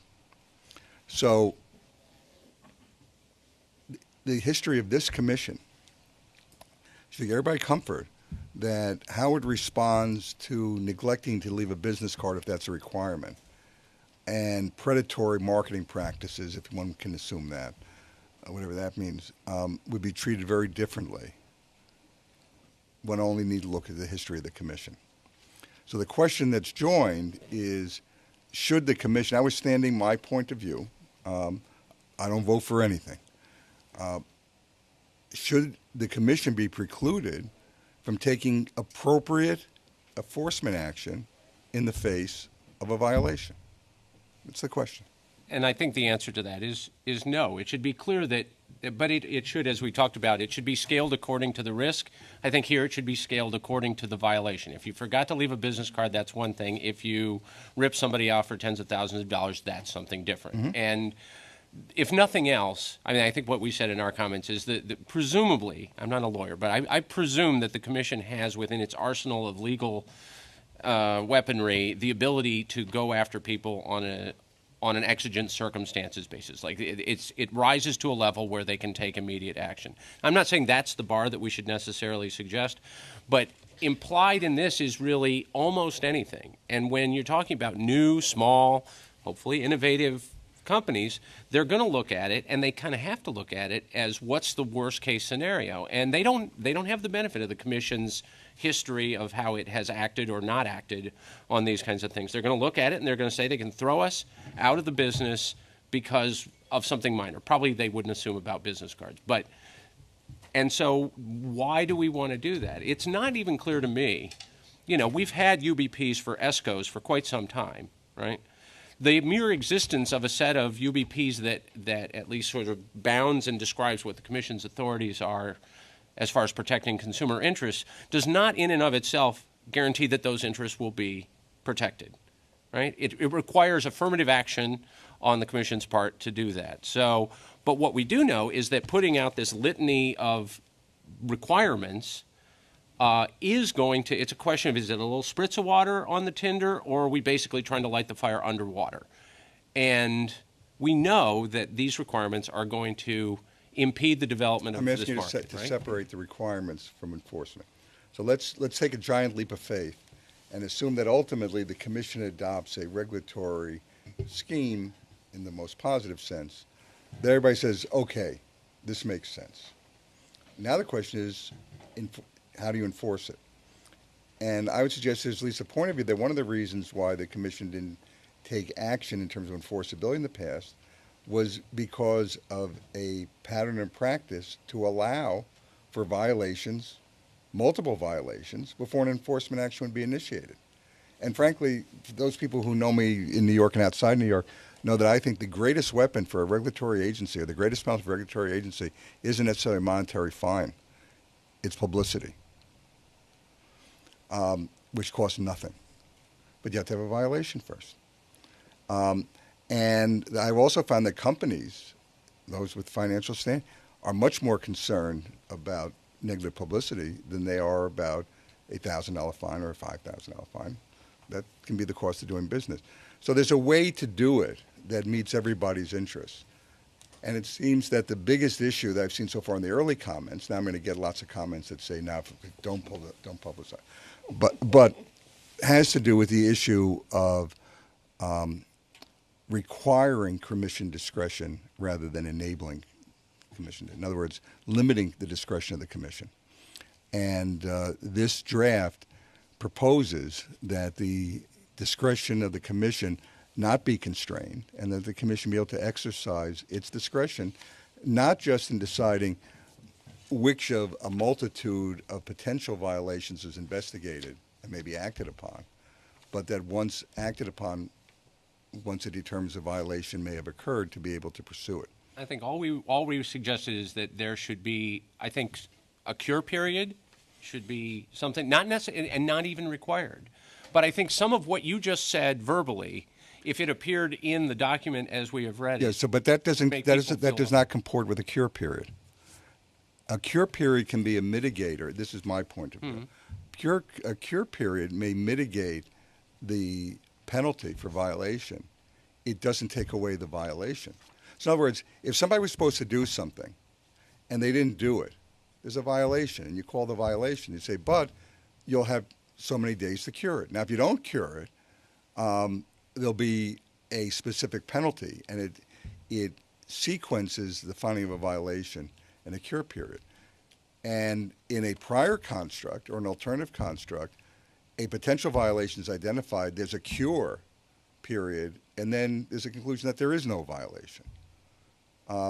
It may seem like a fine point, but I think it's a very important fine point that allows for, I think, an incentive for performance without having to even begin to impose monetary penalties. I understand. I think it's just that there's, on the one hand, you get sort of two visions out of this thing. One, the Commission really wants this REV thing to succeed and how important it is and how visionary. Somebody used the thing momentous but dangerous or something like that. And then at the other side, we look at the requirements, and it's almost like we really don't want these people here. We don't trust them. And it can't be both. Aaron, that's unfair and inappropriate.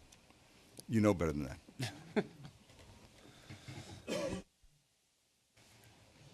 Oh, I thought you were positioning yourself to talk. You don't have to. Just real quickly, I mean, I hate to sound like a broken record on the jurisdiction issue, but again, as we sort of tried to point out in our comments, the Public Service Commission's role in enforcement, as you've pointed out, Scott, is limited with respect to the rest of the body of statute that governs many of these other practices. So in a number of instances, the most appropriate response from the Commission or from DPS staff would be a referral to the agency with the actual jurisdiction. And I just want to make sure that's very clear, because we do have this extensive body of law that governs much of what we're talking about in this. I think that's a very important point, and clearly some practice and policy options that are available to the Commission. So let's take a hypothetical. Somebody buys a gadget, a thing that's supposed to do something, and it doesn't do it. There are lots of ways that can be remedied. It could be remedied under warranty. It could be remedied in the case of a bad actor through what may be other, I'm not fluent in the consumer protection laws of New York, but other people are, through consumer protection laws. There could be fair advertising violations. There are all sorts of existing frameworks. There may be a reason or not be a reason for the Commission to step in to either fill a void or to supplement an existing framework. In the name of one of our themes of the day of precision and accuracy, to the extent that people want to comment on that existing framework, I know the Commission will benefit from that. So it's a very important question. Welcome. That's it? Okay. Consequences for noncompliance, we've discussed. Alternative regulatory frameworks, we started to discuss. Dave, I'm going to direct this specifically at you because SEIA has been held up as the example. In the first round of the first proposal, there was a discussion about self-regulation, which some people thought was crazy. How could you have an industry regulate itself? And we took comments on it, and some of the comments that came back pointed to a code of conduct that I think your organization was in the process of developing. We took a look at a staff level, other industries where there's self-regulation, most notably the securities industry, where there is self-regulation through industry associations that work in concert with federal regulations. And one of the criteria that we found was that if you're going to be a securities dealer, you got to be a member of this, or you're a member, and therefore there's universal applicability of the code, and the federal government and the federal agencies could feel comfortable because of the universal applicability. That's not the case with SEIA, and this has been part of the dialogue we've had, and I wonder if you'd want to comment on that at all. Yeah, that's a fair point. I mean, SEIA obviously represents the companies that are members, and the universe of solar providers is broader than that.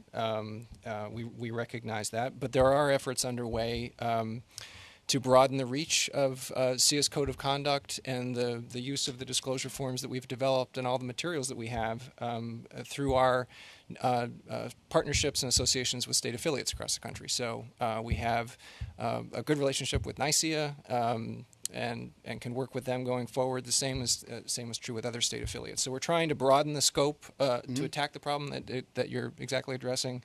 But it is an issue. There's not obviously we can't control something outside of our house. So we have to focus on expanding the house itself. That's good. And to go back to the issue of discretion of enforcement. Again, this is me just creating a hypothetical. It's conceivable that in considering an appropriate penalty, one might look to whether or not a trade association has been able to effectively take action to either remedy the situation or create some other appropriate response. Yeah, I'll just real quickly on that. I mean, we've had the SIA instituted a process to deal with complaints beginning in 2016. There have been approximately 30 complaints that have worked their way, 30 significant complaints rather than inquiries, as David pointed out, that have worked their way through the system. We've resolved 7 of them so far, and there are others that are pending at the moment. But I think the key takeaway here is that this process is robust enough that it has resolved issues and will continue to resolve issues, and it's probably a model to be looked at going forward. So, thank you. Anybody else? Anybody want to raise anything that's relevant that we haven't touched on today? Anybody in the audience want to offer an observation? Anybody in Buffalo want to offer an observation? Anybody on Long Island want to offer? We have a comment in Buffalo. Yep, just one comment for you in Buffalo. Just bear with us here as we get set up. Yeah, just a question. I mean, we were listening to the discussion, and it was pretty clear that, we were talking synonymously about penalties as an incentive for doing business, and the terms were yet interchangeable again. I guess the question is, as the Commission considers penalties for this fledgling industry, is the Commission also going to be considering symmetrical incentives for the good market actors? Or is penalties just still a one-way street in New York State? I appreciate the question, and particularly because I think this is the first time I've ever been challenged that our incentives are too low.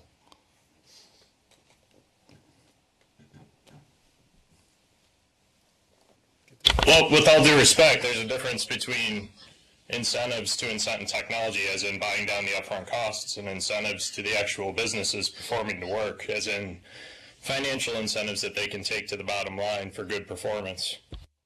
I'll repeat my comment, and I'm not sure that I'm familiar with a regulatory scheme that rewards market participants for conforming with the expectations of the marketplace. So is that not at odds with PRAs and NRAs in New York? I'm sorry, say that again? So is that not at odds with PRAs and NRAs as they exist today in New York? Oh, no, I don't think so at all. I think we're talking about two different universes of activity.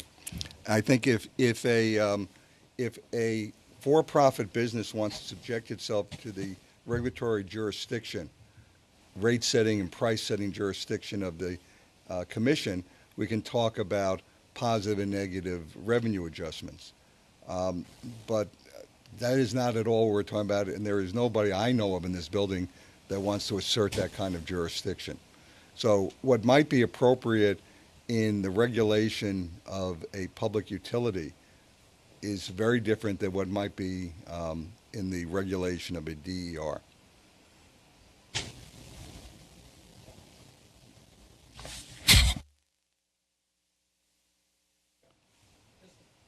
Does the Commission's Office of Consumer Affairs or otherwise publish, I don't know, complaint statistics for those it regulates, the utilities?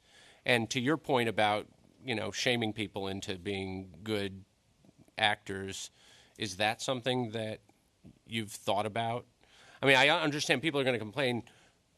First, prove that the complaint is justified before you shame me, but is that something that has been considered? You want to take that? Well, in the rate cases, the utilities have negative revenue adjustments, and that's in some cases predicated on complaint statistics. Yeah, but I mean for utilities and for ESCOs, there are complaint statistics available in both cases, and I think it's likely that we'd also have the intention of making complaint statistics available in the DER's case, although I don't know off the top of my head if that's mentioned, if that's noted in the proposal or not. We haven't started with the DERs, but with the ESCOs, I was going to finish the statement. Because I'll tell you, when I was looking at who's going to do my solar... Time out, let him finish. So I guess I'm retail access now. I replaced Luann and that, and we do notice of apparent failures to those that we see patterns of customer abuse, and that it gets escalated to an order to show cause. Those things are public documents, but the complaint statistics themselves are also public, and those things are published by ESCO. Because when I was looking at who was going to do my solar thing, I tried to find like who's the best, and if you Google it, then you get a bunch of spam basically. But like who's the best solar installer, and I couldn't find that, so I at least tried to find complaint statistics, and I couldn't really find that either. But if they were, I mean, that would probably go a long way towards. Right, at the moment, I mean, if somebody calls us to complain, I think they basically get referred to, told, sorry, we don't regulate them, and potentially referred to the Attorney General or somewhere else. But unfortunately, I don't think there's anybody left from NYSERDA, but that is an issue that I found personally, and I'm not speaking as AEA. Again, if you want to hire someone to do a home energy audit, or you want to hire a solar provider, that yes, they collect statistics on complaints, but you've got a list of providers. You don't know which ones are good and which ones are bad, or have more experience or less experience. That's helpful. Information. Talk about like a digital economy. Like any place else you go, you can see 5 stars for this product or that, or Angie's List, or. Yeah, so I think it's important. It's important. I'm not going to draw a conclusion to distinguish between a government entity, NYSERDA, doing it, and a private enterprise doing it.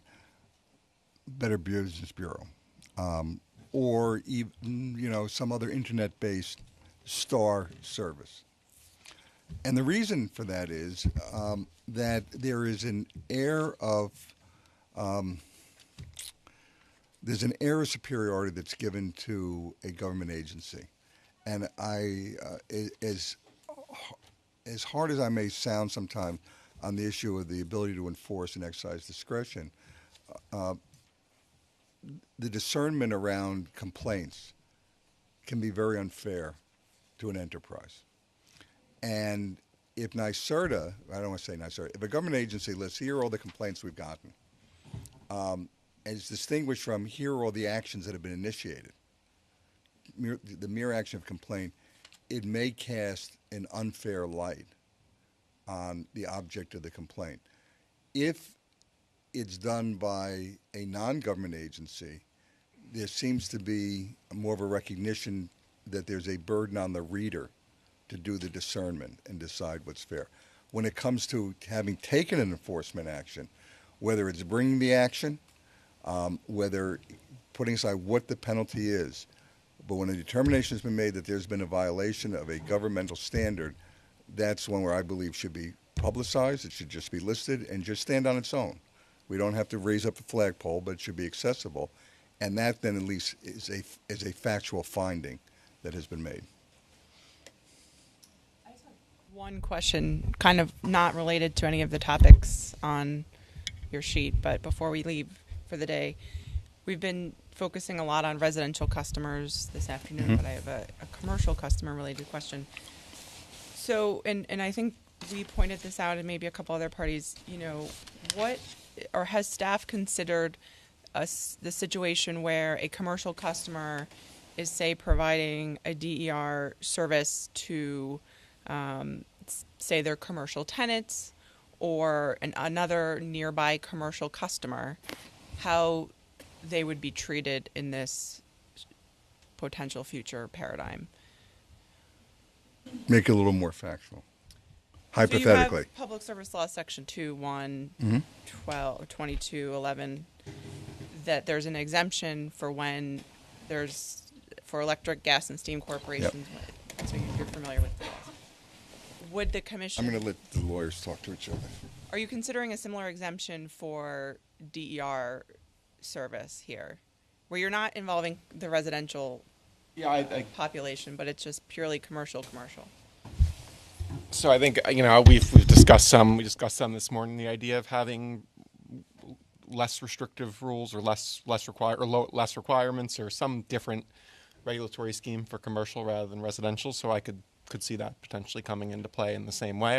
It wasn't something that was proposed in the paper, but it's something that we've heard, I think, in comments in here today, and it's certainly something that we're thinking about. Yep. And in that situation as well.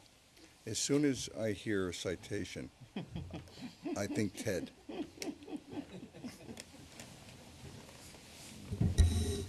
Anything else? By all means. I just had a question, and you sort of started by advising us or asking us not to get into some questions around sort of the applicability of some of the law that I think has been brought up. But many parties have raised questions around jurisdiction of the commission. So I'm not trying to get into the content of that, but I guess I'm curious, is there a process by which the commission will clarify, and is that is that something? Through the commission order. Through the commission order. Yeah, so those are issues that obviously have been joined through comments, and probably, I don't want to suggest how Ted's going to draft a draft order, but I have a feeling that will be one of the first topics addressed. Since if the answer is no, it will be a very short order. It will be a very short order. Right. But those are very important questions. I don't mean to minimize the significance of that question. And it also relates to the evolving nature of REV and how the electric system is viewed. So those issues on jurisdiction, on whether or not the provision of electricity, electrons, is a threshold requirement, have been raised in the comments, and all those will be discussed by the commission when it takes whatever action it determines it should take. I don't think it's a jurisdictional question, but it's sort of along the lines of what Amanda was asking. Was it, in the staff that was drafting it, do you think anybody's intention that customers, and let's say one of our guys, like a hospital that is doing storage or whatever, but doing it on its own behalf, was it ever the intention that an entity like that, not to an adjacent property or anything like that, it was just me doing it for myself, that would somehow rope me into becoming DER subject to the tender mercies of the commission? Well, I think, so I'm going to talk as a non-lawyer in this case, or in every case I'll talk as a non-lawyer. There's a concept of a DER provider, and the jurisdiction reaches the DER providers. In the case of an organization which is the beneficiary of DER services, how they get them, they're the beneficiary. They are not providing the service, they are receiving the service. Almost by definition, they wouldn't be covered. I think first of all, we'd never. I can't imagine that the commission would look at like you and say that you're selling the service to yourself, and that we're going to try to regulate that part of it. I think if you're providing a service to yourself, you're just doing something. That's your business. I think where this could in some cases be implicated is if you're interacting with utility programs in a way that brings you into it. But then the hospital is more than just a recipient. They're then providing something. Right, then they're providing a service to utility. But if you're just using it to manage your own load and not doing it in a way where you're looking for a DR payment, but instead just doing it, to have a backup battery on site and to do that kind of stuff, and you're not, joining any program or anything, then I don't think you'd be implicated at all in the rules because. But is it a fair interpretation? Sorry, Margaret, sorry, I was saying except interconnection, but that's it's. Well, but that's interconnection, and also at least I read certain rates. So if you were on a certain kind of value of DER rate, then you're subject as well. Is that, So if is that true? In that case, you are using the facility to provide a service to the utility, or you and the utility are interacting in a. Wouldn't that Let me take a different example. suggest that almost all of the situations that Aaron Well, if it's a brings battery, up you might never be injecting energy into the system. You might be solely using it, A, to maybe offset some of your own load, and B, maybe as a backup battery if you can island when there's a blackout or that kind of thing. Right. In that case, In you that wouldn't be case- providing any service to the utility, you'd just be doing your own thing. I think, one second. Indulge me for 1 second. Because I want to be clear that I think Ted and I are saying the same thing. That in my language, saying there's no provision, the hospital, your hypothetical, isn't providing anything, it's just using it. I want to raise again, and I don't know if there's a need to answer it, but I'll just share with you one of the issues that I wrestle with. Let's take a situation where your hypothetical company provides a battery, and you'll also maintain the battery. I can call upon you because I bought this from you. And it's a retail business. I'm an organization. I go out, I buy the battery. And Ted, on the other hand, goes to a big box store and buys the battery. I bought it from you because I saw you pop up on the Con Ed marketplace. Ted buys it from the big box store because he has an Affinity credit card. Should the nature of the obligations to the end user be different in those two situations? Think about it. Probably. What if it didn't pop up on the digital market? Sorry. What if it didn't pop up on the digital marketplace, but on eBay? I don't know, wherever, some place that some market the commission hasn't created, right? Mm-hmm. That's right. Or, we could get into this, but these are the kinds of things we think about. What if we create, within, let's say the hospital creates a separate little subsidiary whose job it is sort of internally, but it's a separate subsidiary. Now it's a legally distinct entity. Does it become a DER? I think it's, again, I look at the concept of DER provider, I forget what our acronym is. But there's DER, the noun, right, which is the thing, the battery. And then there's the entity that provides that. So again, this is just letting everybody inside my head. I can be very comfortable with the idea, as is the case today. Somebody can walk into a big box store and they can buy a solar system. They can buy a battery. They can buy a generator. They can buy all sorts of things that we might call DERs. And for some reason or another, for a whole bunch of reasons, I don't mean to be flip about it, we're okay with that. It's not implicating the commission's activity. But if Hannah sells it, now our attention gets raised. And we're working very hard, I'm working very hard to really reconcile those differences. And the reconciliation may result in say, we needn't be as concerned about this as we are. Or it may say that there are valid distinctions, and those valid distinctions may shape an appropriately crafted regulatory framework. That's really the heart of what we're working on now, and I think it gets to what all of you have raised today in various ways, is the importance of specifying the regulatory objective, and then in the course of that, differentiating between the possible outcomes and the possible nature of the engagement. Scott, can I ask one question? Please, yeah, Just I to cut add you off to your before. List of hypotheticals. What if you saw that Con Edison was offering a payment for a reduced load in an area if you put in a battery storage, and you think, I know how to do this. I'm a big entity. I'm going to go out. I'm going Right. to get my battery. I'm going to own it. I'm going to Right. maintain it. But I'm going to tell Con Ed I'm doing it. They're going to see my interconnection, and they're going to give me some money for it. Are you then covered by the UPB? Well, that's a good question. I'm not going to answer that yet. But I will say what I said before, which is there's also a question of, are there market rules that are established in the DSP marketplace, the distribution level marketplace, that address the nature of that commercial transaction between the DSP. Con Ed is a DSP. And I mean, I think you will have some responsibility as to Con Ed in that case. I don't think they're going to give you the money just for owning a battery, because without knowing if you're ever going to use it, I think it'll be there'll be some specific responsibilities that you have in order to get that incentive. So that does create some sort of relationship. Well, exactly, and I think one of the things that we should be looking at is whether or not, in these early years of Right. REV, whether or not program requirements like what New York Sun has and utility requirements like what Con Ed does in its contracts and its provisions of incentives are sufficient. That's right. Are sufficient That's- for now. As they disappear, obviously in a regular market, we need something else. That's a fair question, but let me offer the corollary to think about, which is there a benefit from, what's the right word? Is there a benefit by having consolidated regulation? In other words, if New York Sun has program elements that we all think are good and have worked, should the commission take on that responsibility so that there's a single place where a consumer can go, but adopt those requirements so they're not overlapping?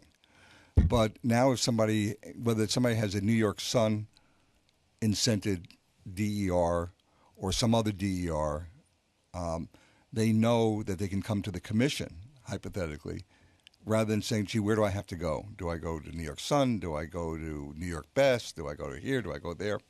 So that's one of the issues. But the idea that good ideas and appropriate regulatory frameworks may exist in other entities is certainly something that's being considered. Vara, let me reprise a question you raised earlier, which is, let's assume we have a situation where everybody agrees that there is some kind of regulatory construct that reaches a for-profit company, and that the imposition of the regulatory requirements appropriate, the potential penalties are appropriate, the prerequisites for engagement in the marketplace are appropriate. Everybody says it's all fine. Should those be changed for a not-for-profit company? I'm asking you to think about it. And if so, under what's the criteria that would be applied? Well, I can answer a little bit. I don't want to answer it definitively. I think Good. I'm still thinking about it. But this is a question that Yeah. we discussed among a group of us, including some of the environmental organizations involved in these proceedings. And it would be easy to say, oh, of course, they're a nonprofit. But nonprofits come in a variety of shapes and sizes and sometimes are bad players. Mhm. So I think I don't think it's a real easy answer. No. But I think it goes back to the question of risk. Yeah, well, yeah, fair enough. But I'll frame it in segmentation. And what's the criteria by which you segment, and what is it that you're segmenting?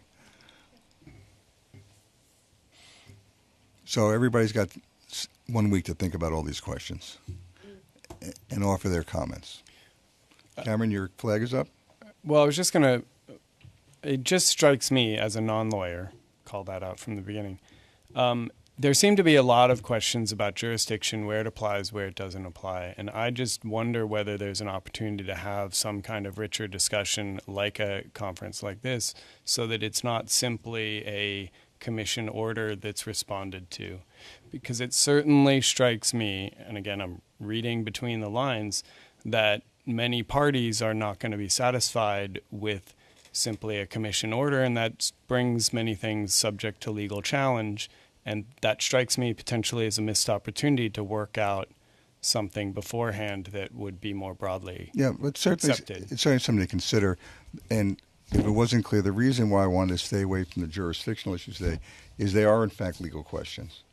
And this is not a forum, not only because of who we are. There are a couple lawyers here. But those are sometimes questions that are, in fact, best addressed with the benefit of internal legal review. I think we've got a great staff of lawyers here. And sometimes those need to be engaged. This is, in my mind, it's you're in or you're out. I mean, there's arguments that are being made in good faith that either it's in or it's out. It can be, it can't be. And staff proposals based on legal analysis have changed too, because we've had the benefit of those comments. So it's not that we're stuck in our ways, but I don't know that a round table like this, Ted as an example, on the phone with one or more attorneys talking about their analysis may help him render his opinion. But I don't find tables like this to be good to discuss legal issues. This is good for policy. And least there be any doubt, I will tell you that today, I think, has been enormously valuable and insightful to help frame the issue. It helped, I'll speak for myself again, me to get a better feel for what the issues are, to understand in some ways much better than we do on written paper the concerns that you have. And for every one of you that's here, there are others behind you that aren't here that share those concerns. So we understand that you're representatives of a point of view. And look forward to receiving your written comments. For those of you who may ask, there is no need to repeat anything that you've said today unless you want to. You're welcome to. But if you want to expand upon that or build upon it, this is all part of the record, and your comments are being preserved, and they're much appreciated. And if there's nothing else, we're adjourned. Thank you.